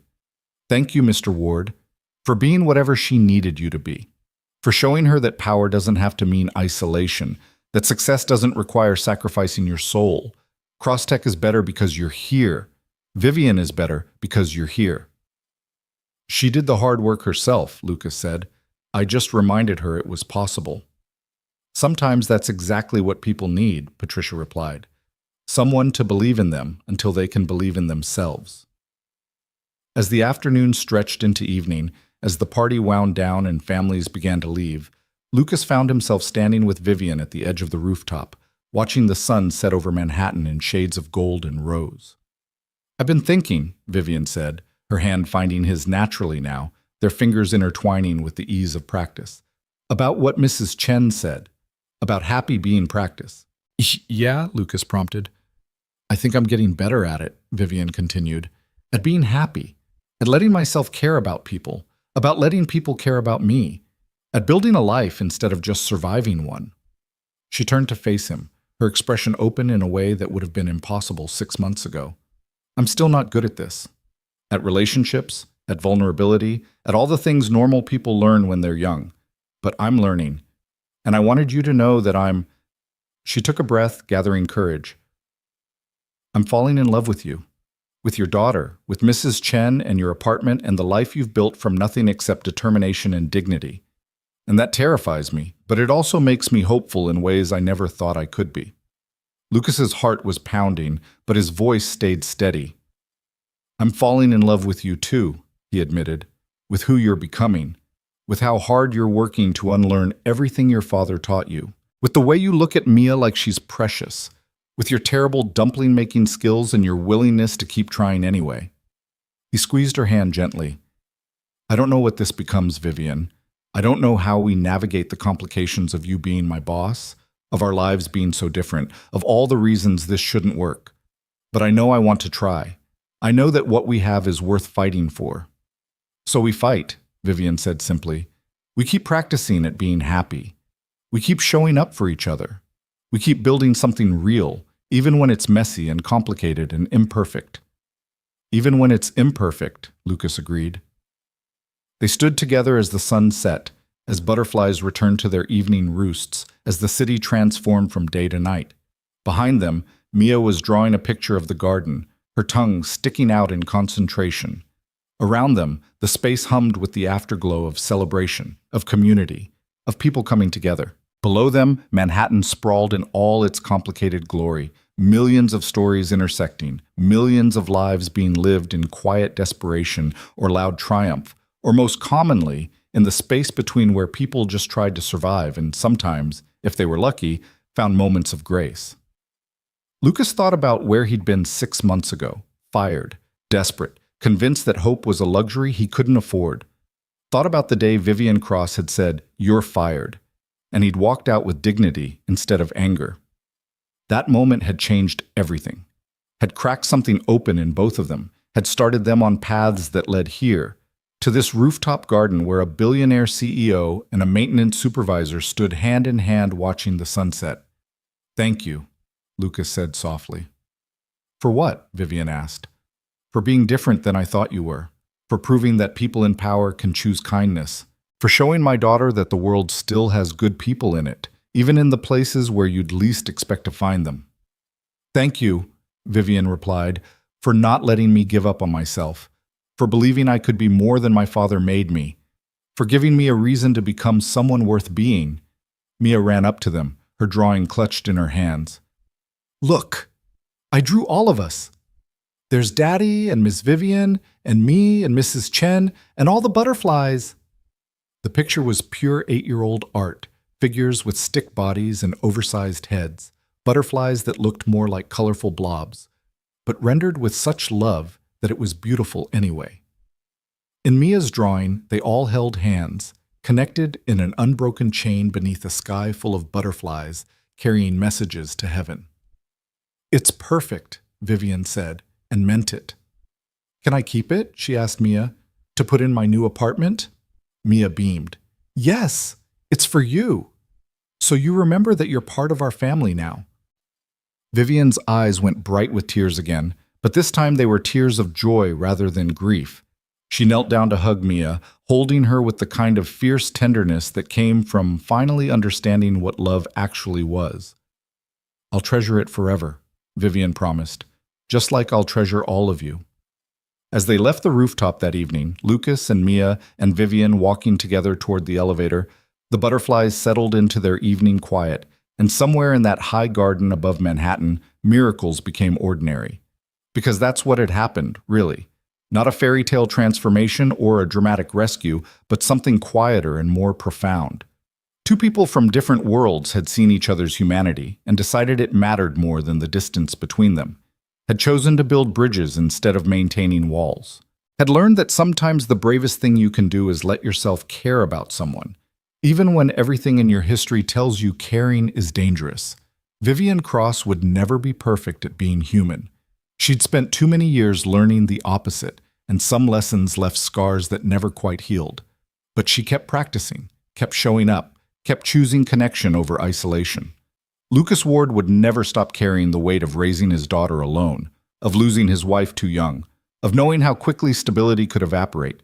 But he'd learned that hope wasn't foolish, that sometimes good things did happen to people like him, that dignity and determination could occasionally be enough. And Mia, beautiful, brave Mia, with her butterfly obsession and her 2 old eyes, would grow up knowing that the world had both cruelty and kindness, that powerful people could be good, that her father had fought for her and won, that miracles were possible when you least expected them. The months became a year, then 2.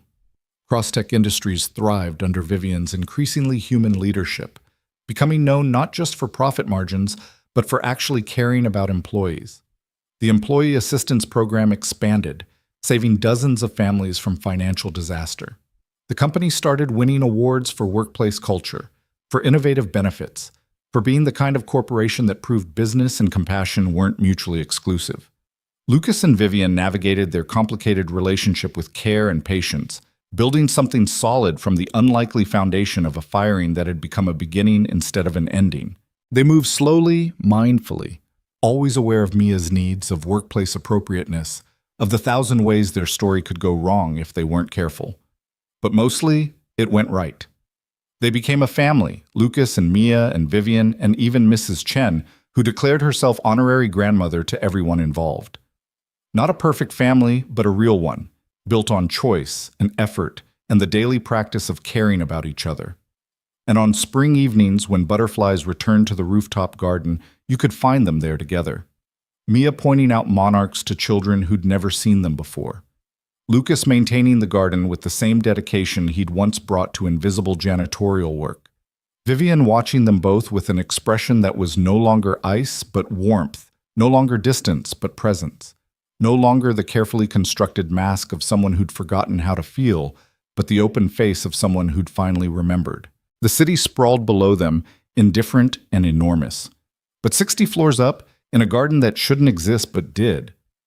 4 people who shouldn't have come together but had proved that sometimes, against all odds and expectations, the world still had space for grace, for transformation, for second chances, for hope, for the quiet miracle of humans learning to be human again, one dumpling and one butterfly and one sunset at a time. And that, in the end, was enough.